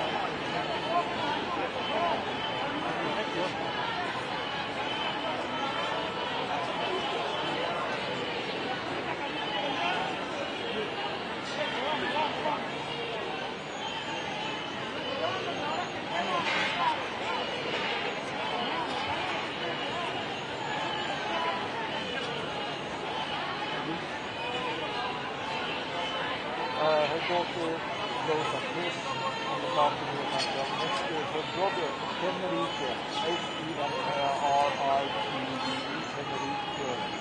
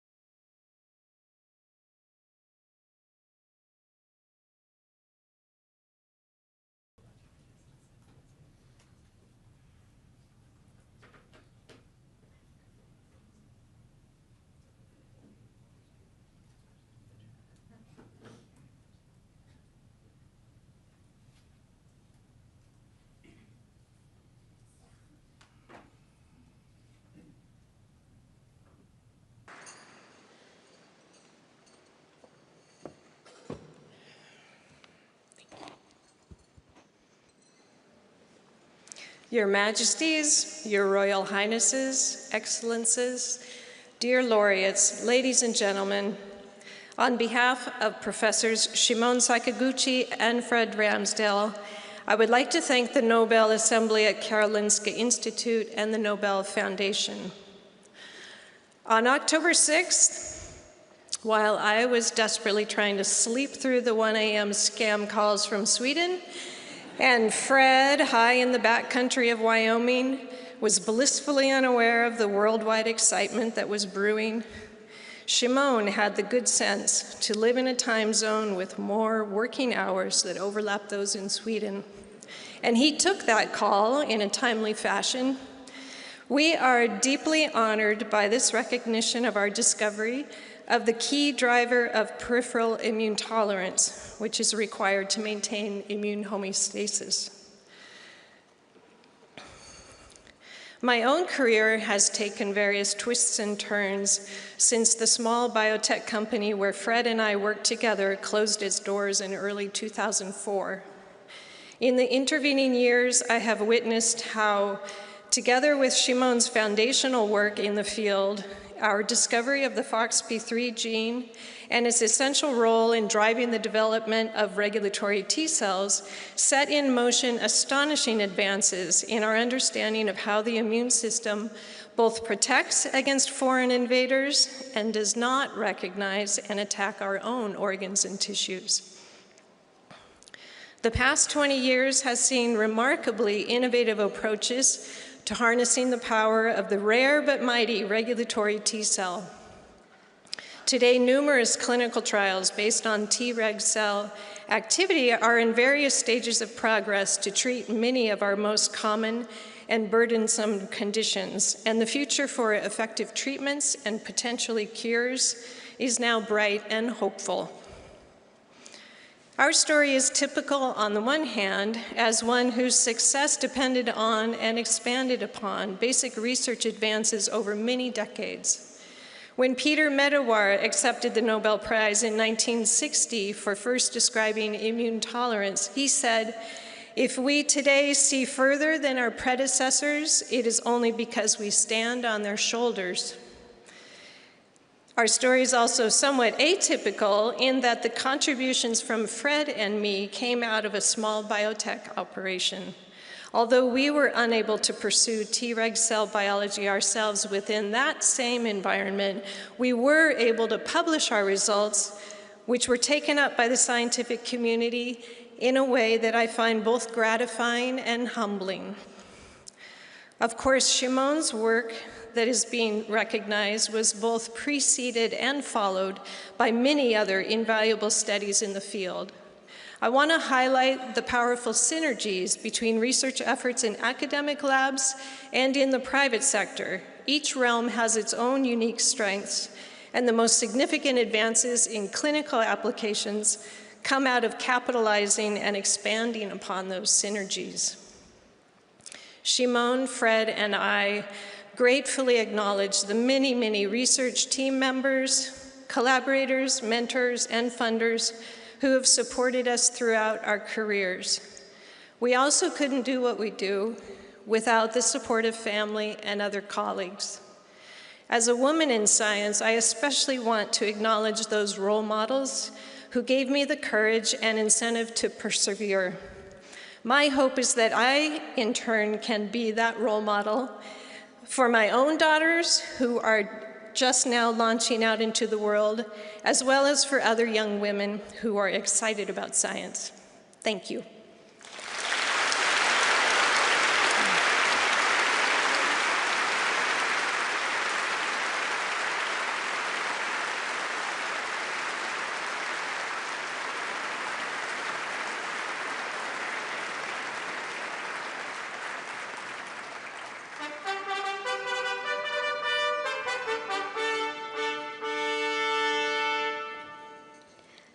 Det är en stor ära att få presentera Nobelpristagaren i litteratur. Nagy megtiszteltetés számomra, hogy bemutathatom az irodalmi Nobel-díjast. Es ist mir eine große Ehre, den Nobelpreisträger für Literatur vorstellen zu dürfen. It is a great honor to introduce the Nobel laureate in literature, author Laszlo Krasznahorkai.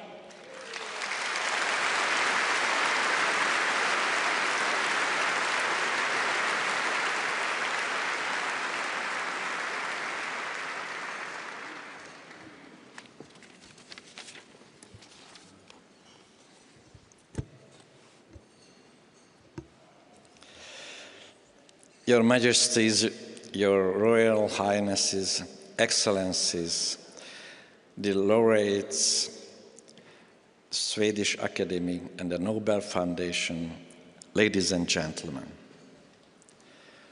thank you. I thank all my publishers and translators.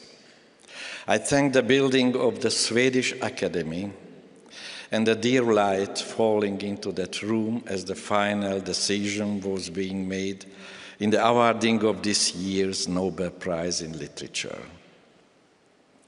And I give my thanks to Uncle Kerekes, sexton of the Romanian Orthodox Church and cobbler, who is no longer among the ranks of the living, as the precise time of his death had come.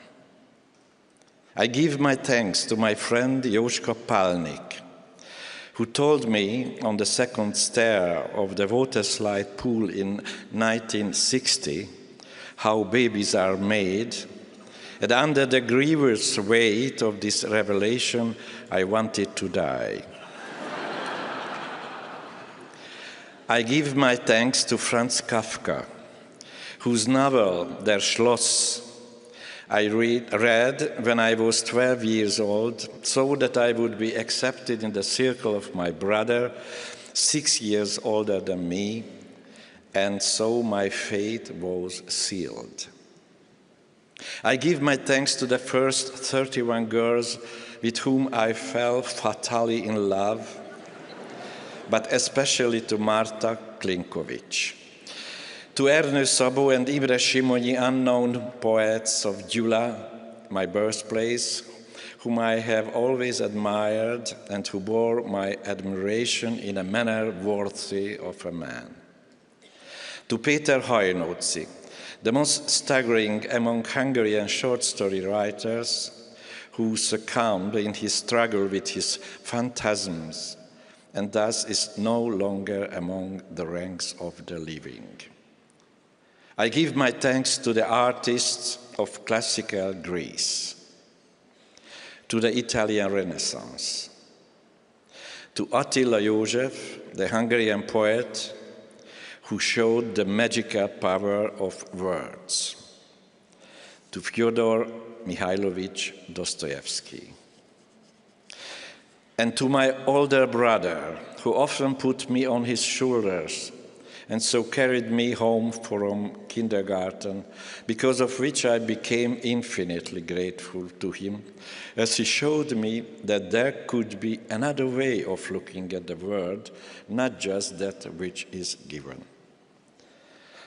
To William Faulkner, to the city of Kyoto, to Thomas Pynchon, beloved friend, to whom I owe deep gratitude, to Johann Sebastian Bach for the divine, to Patti Smith, for she is the eternal warning, never submit to anyone, to the voices of Agnes Balza, Nathalie Dessay, Jennifer Larmore, Montserrat Caballé, Teresa Berganza, and Emma Kirkby, to Béla Tarr, who created colors by making them disappear, because in his great films he tried to speak as the sinner who nevertheless, with all his sins, must still be loved. To Allen Ginsberg, the friend who is no longer among the ranks of the living because the time of his death had come. To the literati of Imperial China, to Max Sebald, the marvelous writer and friend who is no longer among the ranks of the living as he gazed for too long at one single blade of grass in the meadow.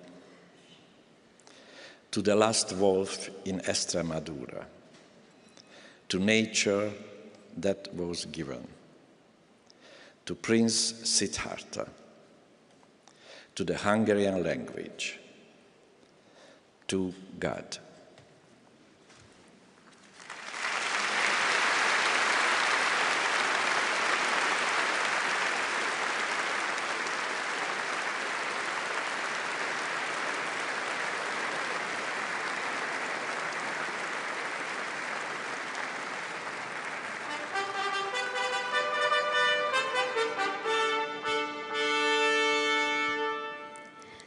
Det är en stor ära att få presentera pristagaren av Sveriges riksbankspris i ekonomisk vetenskap till Alfred Nobels minne.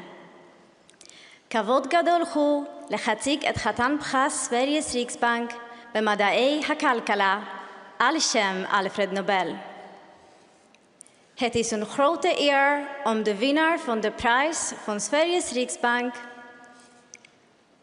voor economische wetenschappen ter nagedachtenis aan Alfred Nobel te introduceren. It is a great honor to introduce the laureate of the Sveriges Riksbank Prize in Economic Sciences in memory of Alfred Nobel, Professor Joel Mokyr.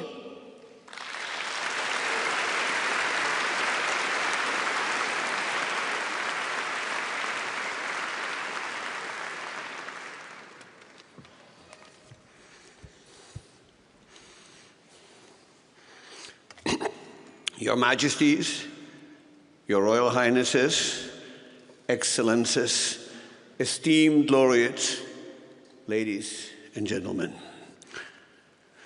On behalf of my co-winners and friends, Philippe Aguillon of the Collège de France and Peter Howitt of Brown University, I would like to thank the Nobel Foundation, the Royal Swedish Academy of Sciences, and the Central Bank of Sweden for this great honor and this magnificent event. Instead of talking about the roads that the three of us have followed to get where we are standing now, I should like to mention briefly another great economist who died in 1950, long before the establishment of the Nobel Prize in Economic Sciences, or he would surely have made the voyage to Stockholm himself. The Austrian economist Joseph A. Schumpeter, to whom all three of us are indebted, was one of the first to propose the idea of what he called creative destruction, the process in which useful knowledge, the understanding of natural phenomena and regularities, allows entrepreneurs to create economic progress and help us enrich the world by bringing in the new and disposing of the old. Will that process continue? We believe it will. Humans are by nature creative and inquisitive, and they continue to uncover the secrets of nature, as the 9 winners in various sciences present here so gloriously personify. Given how rapidly science is evolving in our age of high-powered computers, AI, lasers, genetic engineering, and so much more, the best way to summarize our technological future is the American colloquialism, "You ain't seen nothing yet." But should it? Creative destruction has its destructive side. It can eliminate jobs, devalue human capital and capabilities, enrich the rich and impoverish the poor, and cause unprecedented environmental degradation. Many voices call for slowing it down, or so-called degrowth. They point to the victims of asbestos, leaded gasoline, and chemical plants. They point to climate change and the dangers of nuclear weapons. And they have a point. But we should keep in mind that today, more than ever, humanity faces unprecedented existential threats. The challenges of global warming require coming up with innovations that cope with it and allow us to adapt. It needs to deal with a demographic transformation that has produced more and more octogenarians and fewer working women and men. Humanity may face more pandemics. The only solution is to adapt and invent ourselves around these problems. History exemplifies how in the past ingenuity has solved the great technical challenges of earlier times, from smallpox vaccination in the 18th century to nitrogen fixing in the early 20th century to cancer therapy in the 21st. It must continue to do so because any alternative will be disastrous. Thank you very much, and shalom.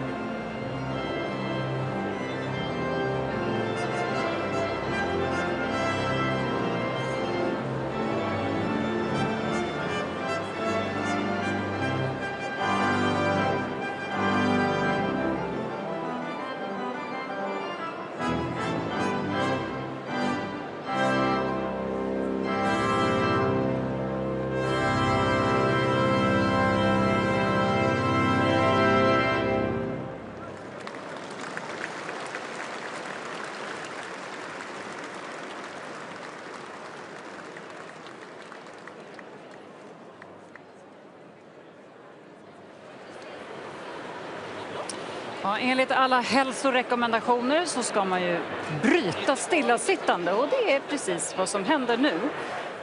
Nu blir det dans och mingel. Ska vi se här om det är hej eller hi. I saw you laughed a lot around this table. What have you been talking about? So, well, it's my dad won the Nobel Prize in Physics, and he always loves to joke. So we were not surprised that and your he added name a is few jokes in his speech. Ah, great. Yeah, your name is. He has a very thick, strong French accent. Yeah. So, and what have you been asking each other around this table? Yeah. Well, if you want to say, but I think mostly just how prestigious and beautiful the whole ceremony is, and just that you could really feel the weight of history. You did?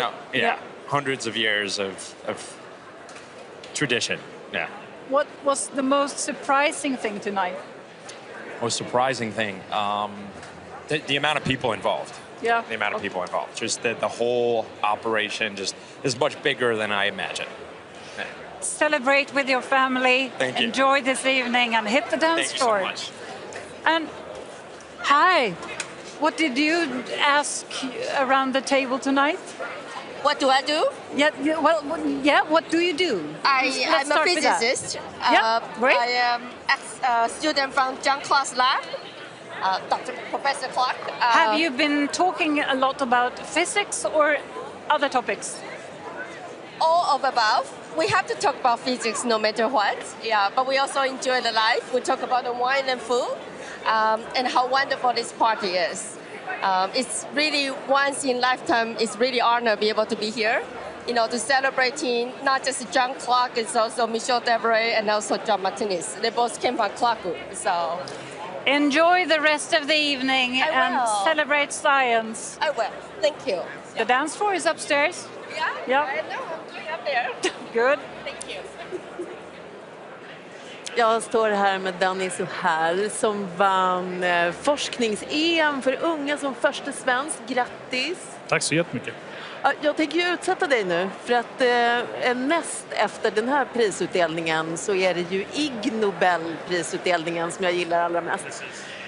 Du känner till den, eller hur? Absolut. Ja, Absolut. där man får pris för vetenskap som först får en att skratta och sen tänka. Då har ju de sådana föreläsningar, 24/7-föreläsningar, där man ska förklara sin forskning på 24 sekunder och sen med 7 ord som vem som helst kan förstå. Jag är ledsen, Danny, men jag bad dig göra det här. Hur känns det? Det känns läskigt. Aha. 24 sekunder är inte mycket tid. 7 ord är ännu mindre. Ja. Men vi ska försöka. Är du redo? Så redo jag kan bli. Varsågod. All right. Så det jag gjorde var, jag undersökte någonting som kallas för skyrmioner, vilket är en typ av vad man kallar för icke-trivial magnetisk spinstruktur. Och det jag gjorde var att jag undersökte hur egenskaperna skiljer sig mellan olika djupen i materialet, så från ytan till mitten av materialet.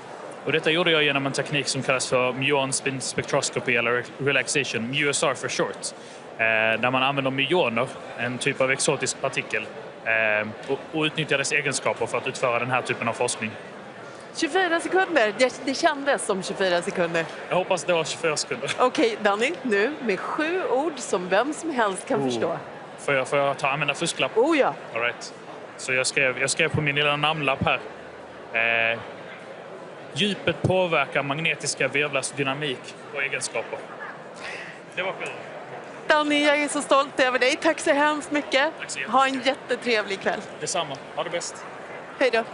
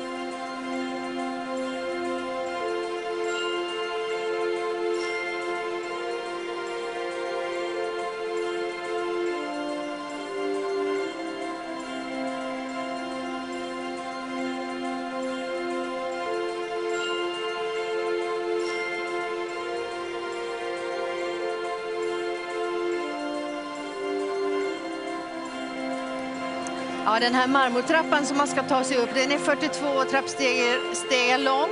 Och det kan många tycka är jobbigt. Jag säger inte att du tycker det. Det här börjar bli en tradition att vi möts i trappen här. Ja. Hur har kvällen varit? Ja, men det har varit helt magiskt. I år har ju musiken bara fångat oss med maten i kombination. Ja, jag är så berörd. Är du det? Ja, världen var hård utanför, men nu har det varit så fint att få vara här. Vad härligt. Ja. Det var faktiskt, jag håller med, det har varit en fantastisk kväll. Och vilken klänning du har. Ja. Sara Paul har skapat den här och jag är så glad. Det är lite Askungen och jag måste springa hem innan klockan. Du måste springa nu upp innan tolvslaget, eller hur? För då vet vi alla vad som händer med sådana prinsessor. Förvandlas de till vanliga människor. Nu ska vi se vad vi har här. I saw you were crying when your father held his speech. You saw that. I tried to hide. Well, you did not succeed in hiding that. It was so touching for Yes. me. It was very emotional. Very emotional. Yes. So how has the evening been? I mean, it's incredible. We never expected an event like this. I mean, you know, you never know how you imagine something before. And this is absolutely different and more higher and higher level. Yes, absolutely, it is. like a dream. It is like a dream, and the evening is not yet over. You have to dance I heard. now, you know that. We will, we go to dance. Very good, hit the floor. Now let's see what we have here. God kväll. Hur har kvällen varit? Den har varit fantastisk. Var det det? Ja, god mat. Jag rekommenderar det här stället. Gör det? En krog man kan gå på helt? Krog man kan gå på, definitivt. Ja, precis. Det gäller att få en biljett bara. Ja. Men det här var nästan 20:e gången jag var här, så att det är därför jag ser ut som jag gör. Kan det vara därför? det är därför. Du, hur står det sig nu då, de här festerna? Blir de bättre och bättre, eller hur är det? Ja, de är jättebra på olika sätt faktiskt. Det har varit jättebra alla gånger, det måste jag säga. Ja. Blir det dans nu, eller vad blir det? Ja, det blir dans.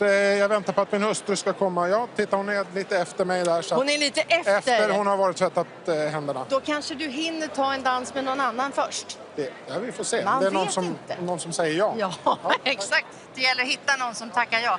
Oj, vilken snygg klänning du har. Vad är detta för någonting? Nej, men tack så mycket. Det är från en butik i Manchester som jag hittat. Maja Deluxe heter märket. Jösses Amalia, vad jättefint. Men tack! Hur skulle du beskriva den här kvällen? Hur har den varit? Magisk. Helt magisk. Från början till slut. Maten var fantastisk och underhållningen tog en med storm. Om du skulle dela ut ett Nobelpris i gastronomi, vilken rätt skulle bli den som fick högsta pris då? Ja, men förrätten, det var något speciellt. Den var så god. Svampsoppa? Ja, jag är en enkel tjej. Och vad händer nu då? Ska du gå upp och dansa eller? Ja, nu blir det väl lite dans. Ja. Styrdans eller diskodans? Styrdans är jag inte så bra på, så förhoppningsvis lite mer disco. Men vem vet vad kvällen tar den. Vet du vad? Tack. Det kommer säkert gå bra. Nu ska vi se, och här...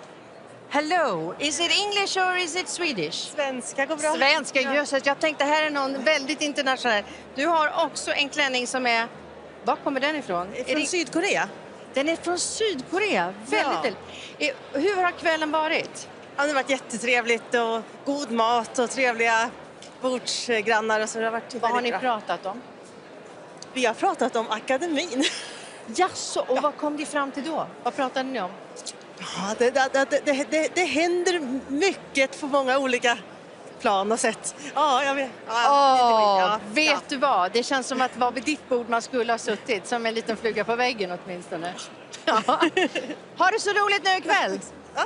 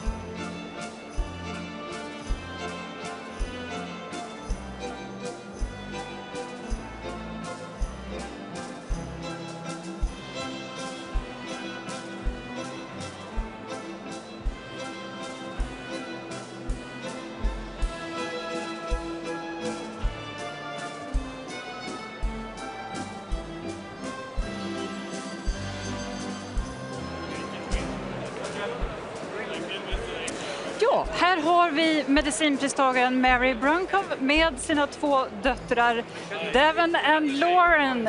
What a family reunion this must be, celebrating a Nobel Prize. It's incredible. It's so cool being able to be here, and we're so proud. It's awesome. How was it to see your mother receive the Nobel Prize today? Well, I received the news a little bit late, but when I heard the news, I cried, and then this has just been like, it really set in, you know. Of course, I still cried, but it's just like, it's all set in now, and we're just so proud, truly. How was it having your family present today? Well, I don't think I could have done it without them. It was, I didn't always know where they were throughout the day, but I knew they were somewhere, and just that support. I know they're, sending me good thought waves, and I love having them here. I know that you have pretty unusual middle names. It's Carbon and Cobalt, right? Yes. Dr. Mary Brunkov. Yeah, that would be their dad. Come again? That would be their dad. Okay. Coming up with those names. He's totally great. Responsible for that, or? Yeah. Pretty much. She did the first names, and then my dad got free reign for the middle names. Yeah. But they are pretty cool. Yes. Cool names, I must say. I love my middle name. Yeah, absolutely. So, and are you going to stay here the whole night, going to the after party as well, or? I think so, at least for some of it. Yeah. Sure. We're going to try our best. Yep. You go ahead, and please, just go on, hit the dance floor, and enjoy this evening. Thank you. Thank you so much. Thank you.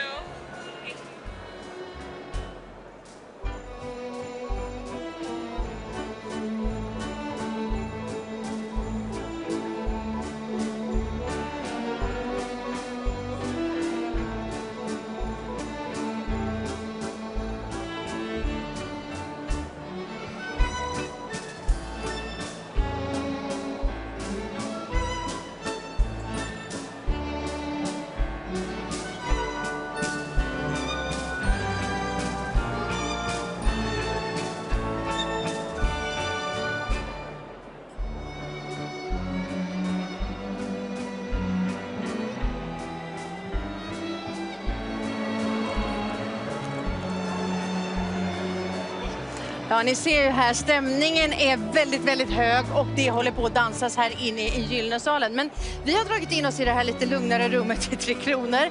Därför att här har Martina Bonnier samlat ihop 3 stycken otroligt tjusiga damer för att det är de här klänningarna som du vill prata mest om ikväll.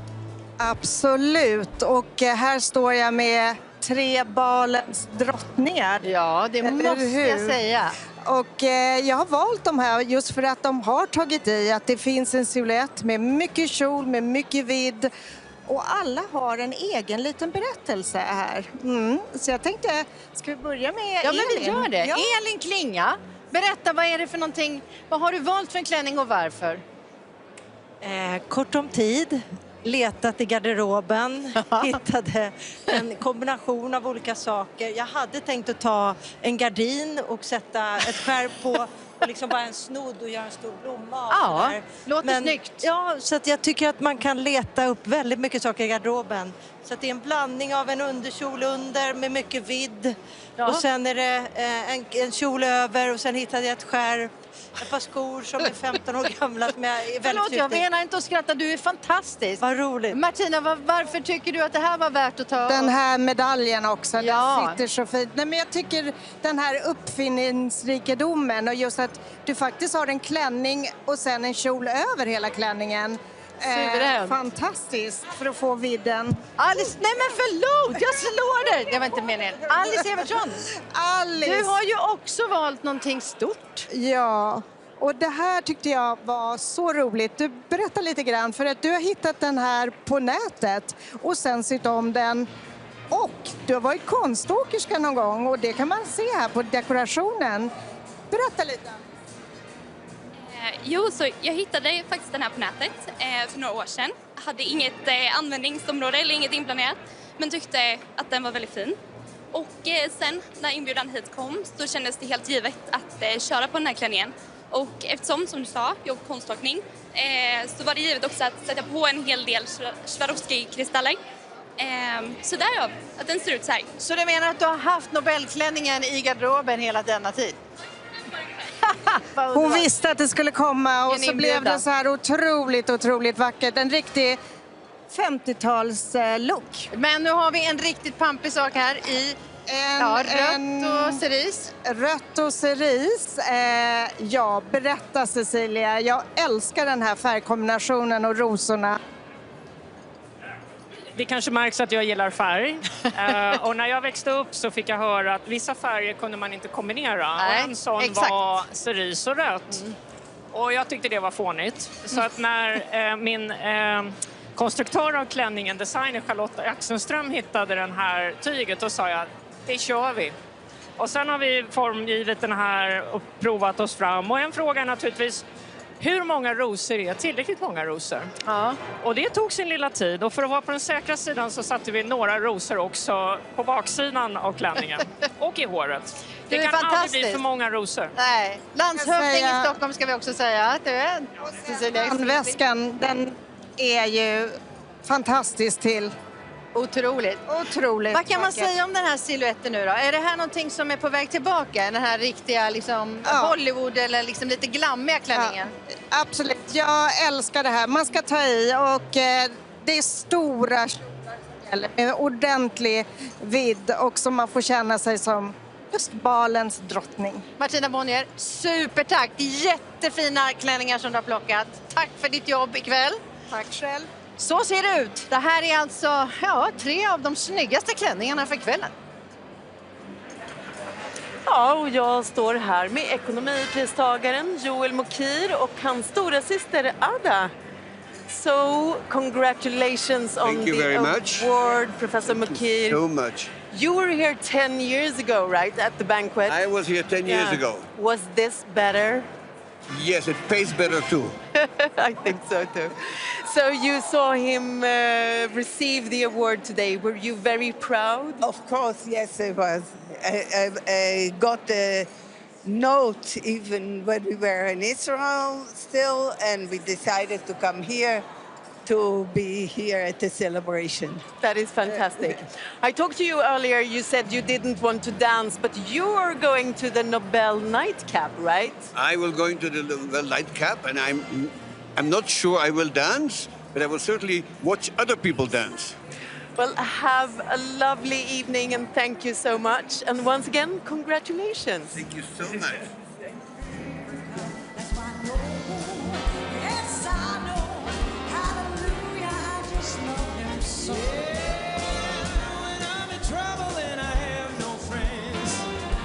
She stays with me until the end. Everybody ask me how I know. I smile at them and say she told me so. That's why I know. Yes, I know. Hallelujah, I just love her so. And when I call him on a telephone, tell him that I'm all alone. About the time I come from 1 to 4.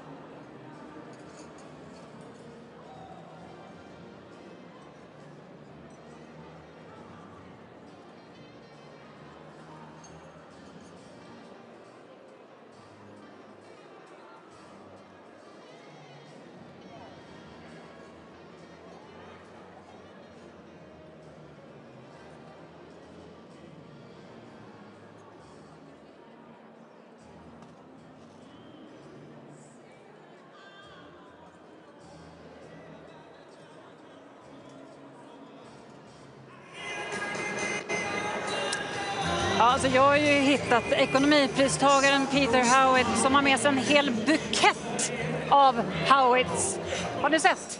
Alltså, what a family reunion this must be. I know, it's pretty amazing. Being here with our whole family is a pretty awesome experience. So, yeah. So tell me, how would you summarize this day? This day's been pretty awesome. Getting to celebrate our Papa here. We've always known he's the smartest guy in the world, so we're not surprised, but yeah, it's pretty amazing. Ruth, let me ask you, what's your favorite food in general? I really like lasagna. Lasagna. Oh, I had that actually for dinner today because I ate before this banquet. I wasn't on the banquet. So what did you think of dinner today then? It was really, really good. A pretty long dinner. Yeah, I really liked the potatoes.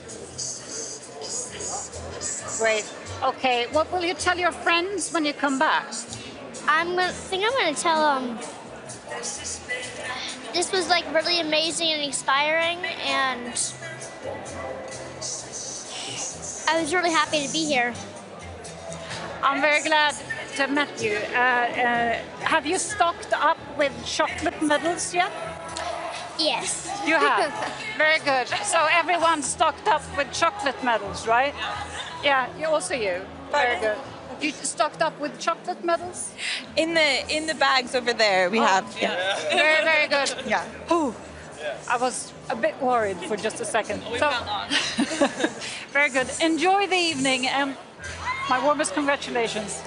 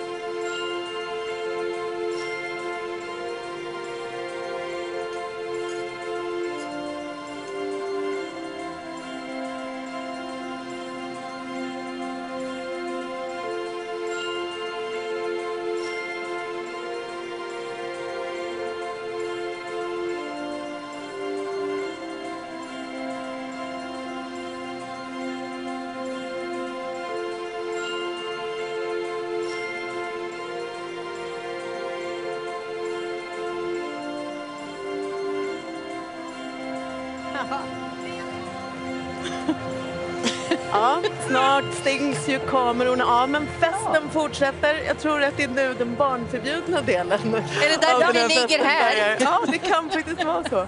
Men nu har vi liksom klämt i oss kunskap inför den här kvällen och under den här kvällen. Är det någonting ni har kvar som ni undrar?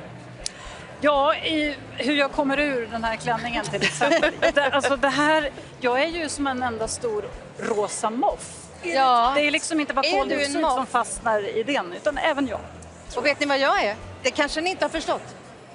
Jag är fredspriset, jag är en fredsduva. Så är det faktiskt. Såklart. Här ser vi. Ja, eller hur? Jag är bläck, vill jag bara säga. Vad sa du? Jag är bläck. Ja, men det förstår jag ju också. Jag tänker lite grann på Sara Danius, hennes klänning, hennes sidenkatedral som hon hade svårt att komma ur när kvällen var över för att hon var ensam hemma och inte fick av sig klänningen. Då är det jag. Nej. Än så är kläderna på. Ja. Dansskorna Ja. är på. Ja. Kanske blir det dans, eller så kanske vi ska satsa på lite kvällsmat, nattmat. Kött. Ja. Kött. Ja. Det kan vara ingen dum idé med lite mat faktiskt. Men kvällen fortsätter för väldigt många av dem som är här. Det blir dans och det blir alla möjliga saker på kvällskvisten. Men det har varit så roligt att ni har varit med oss ikväll. De kommer fortsätta kul och vi tackar så jättemycket för att ni kom, eller hur? Det gör vi. Tack för ikväll. Stort tack. Godnatt. Godnatt. Hej då. Start to spread.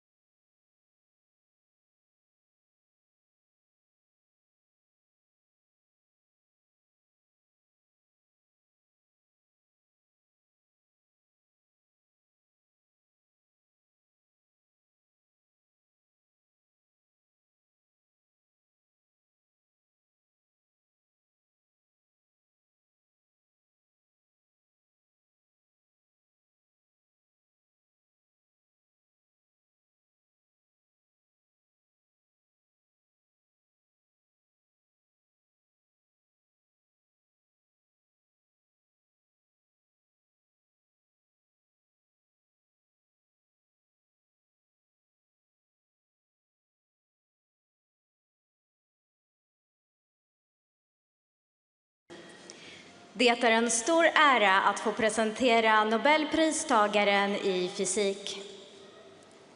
C'est un grand honneur de vous présenter le lauréat du prix Nobel de physique. It is a great honor to introduce the Nobel laureate in physics, Professor Michel Devoret.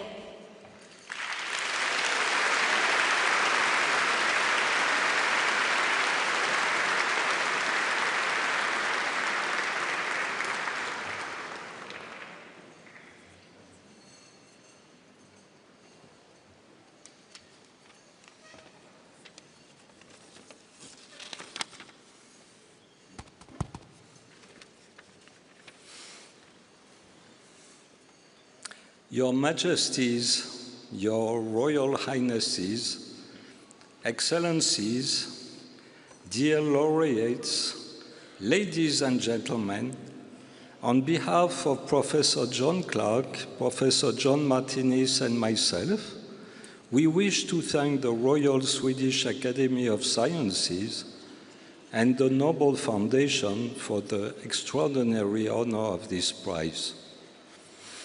It is a mystery to me why my co-laureates, both native English speakers, have elected me to give this speech, considering my thick French accent.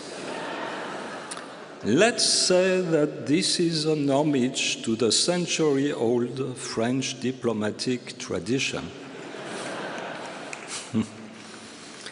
Our experimental work stemmed from a question asked by Professor Anthony Leggett: do microscopic variables like for instance the current in an electrical circuit, obey quantum mechanics, not every physicist in the 1980s agreed this question deserved years of complex experiments, but as Tony said, receiving himself the Nobel Prize 22 years ago for his work on the superfluidity of helium-3, quote, "If there is something in the conventional wisdom that you don't understand, worry away at it for as long as it takes, and don't be deterred by the assurances of your fellow physicists that these questions are well understood." End of quote. In 2025, the 100th anniversary year of quantum mechanics, it is fair to say that some of the questions Tony was addressing to the foundations of quantum mechanics 40 years ago are still open. However, he clearly led the way to our experiment, which provided strong evidence that the macroscopic current in a tunnel-Josephson junction indeed obeys quantum mechanics. This would prove to have practical consequences. We realized the first artificial atoms to which macroscopic wires could be attached to make fast measurements and perform quantum operations. Thus, in addition to Tony Leggett, we owe our prestigious award to the many scientists in many labs all over the world who have taken these atoms and developed an entire field of research, not only in academia, but also in industry. Thank you.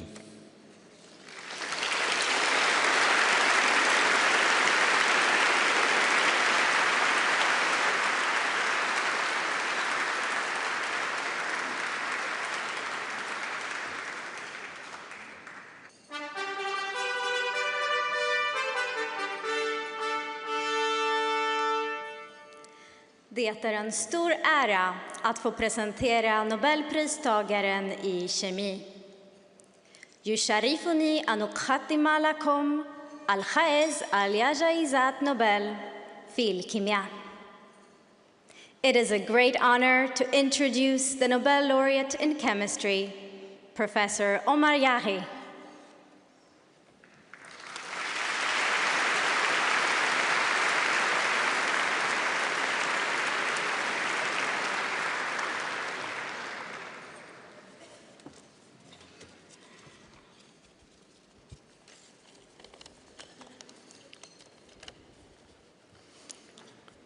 Your Majesties, Your Royal Highnesses, Excellencies, dear laureates, ladies and gentlemen. First, thank you for that beautiful pronunciation of Arabic. Thank you very much.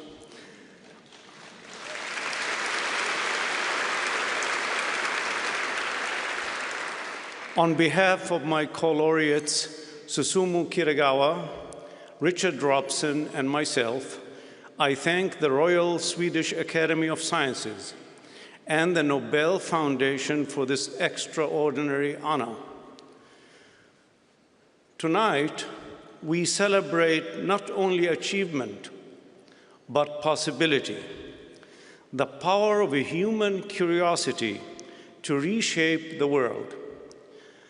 Our development of metal organic frameworks, or MOFs, began with a simple but bold idea that we could design materials with atomic precision, forming strong, purposeful bonds that unlock remarkable functions. From this idea came new possibilities. The power of pulling water from desert air, capturing carbon dioxide directly from the sky. These are only early chapters. With countless structures and applications, MOFs are rapidly moving from promise to practical tools that are changing countless lives. My journey began far from any laboratory.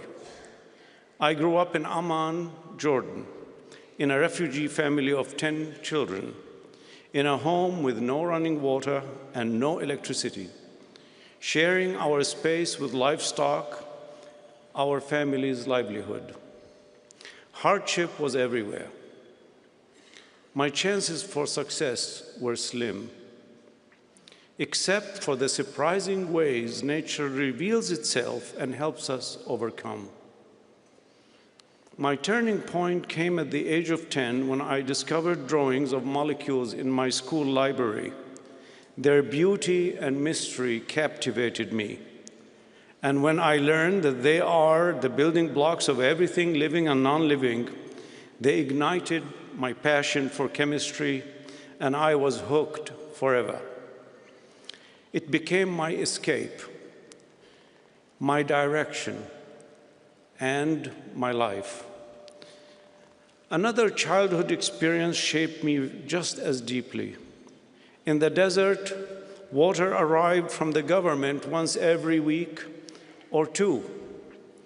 I remember the whisper through our neighborhood, "The water is coming," and the urgency as I rushed to fill every container I can find before the flow stopped. Many years later, while studying how moths take and release water, I recognized something revolutionary in what seemed like an ordinary behavior. I saw how this moth can pull water from desert air and turn it into clean drinking water. It echoed the rhythm of my childhood, yet now offered a solution to the very hardship we had once endured. I often wonder whether I would have recognized that pattern of data had I not lived it first. But moths' deeper lesson lies in their metaphor. A moth's strength comes from the bonds between its molecules, just as our future depends on the bonds we build across nations and generations. Moth science is now practiced in more than 100 countries, inspiring young people everywhere, especially in the developing world. And here lies our greatest hope, a science capable of reimagining matter and a generation eager to move it forward. I urge our leaders to act. Scientists are not asking for privilege, but for possibility.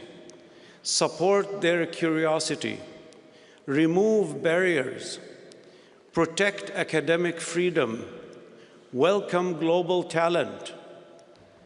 And on climate, the hour for collective action has already arrived. The science is here. What we need now is courage. Courage scaled to the enormity of the task, so we may gift the next generation not only carbon capture, but a planet worthy of their hopes. I imagine a future where practicing chemistry doesn't require being a chemist, where discovery is accessible to all. Advances in AI may make this possible. A future where chemistry becomes not only a science of progress, but a science of hope. A future where no child faces the limitations I once knew, but grows into a world more stable, more abundant, and more just. Thank you.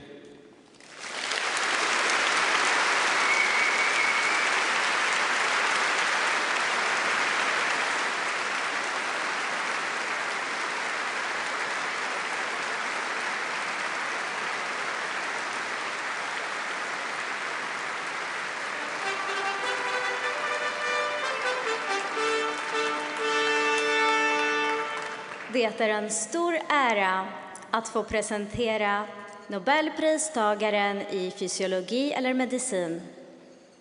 It is a great honor to introduce the Nobel laureate in physiology or medicine, Dr. Mary Brankow.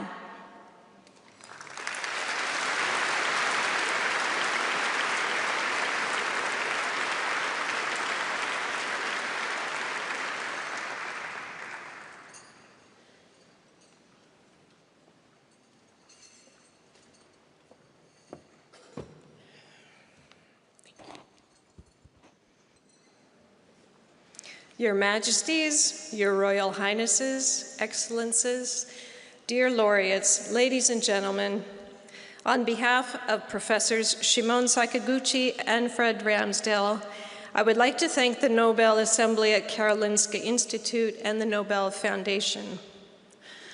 On October 6th, while I was desperately trying to sleep through the 1 a.m. scam calls from Sweden, and Fred, high in the backcountry of Wyoming, was blissfully unaware of the worldwide excitement that was brewing, Shimon had the good sense to live in a time zone with more working hours that overlapped those in Sweden.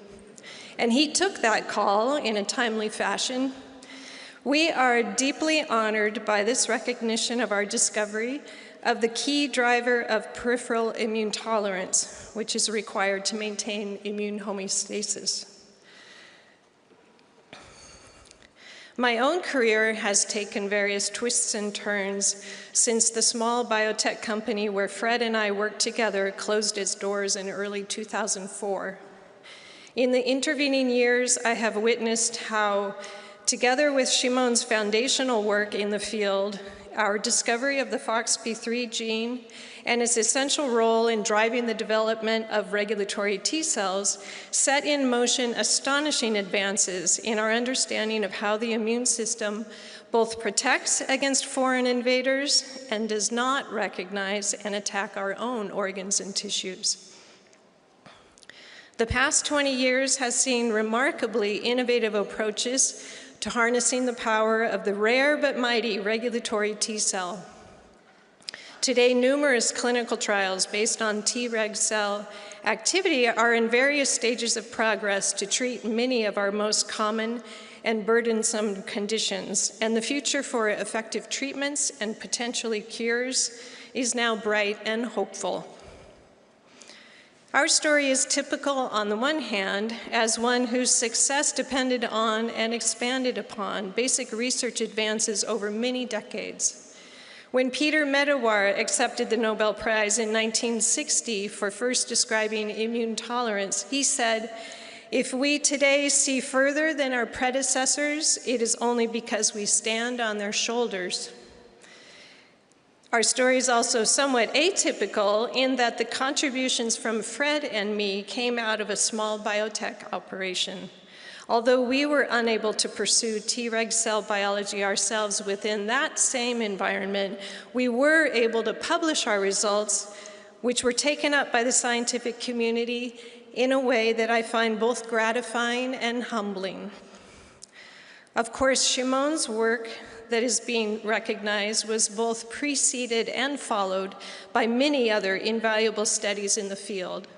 I want to highlight the powerful synergies between research efforts in academic labs and in the private sector. Each realm has its own unique strengths, and the most significant advances in clinical applications come out of capitalizing and expanding upon those synergies. Shimon, Fred, and I gratefully acknowledge the many, many research team members, collaborators, mentors, and funders who have supported us throughout our careers. We also couldn't do what we do without the supportive family and other colleagues. As a woman in science, I especially want to acknowledge those role models who gave me the courage and incentive to persevere. My hope is that I, in turn, can be that role model for my own daughters who are just now launching out into the world, as well as for other young women who are excited about science. Thank you.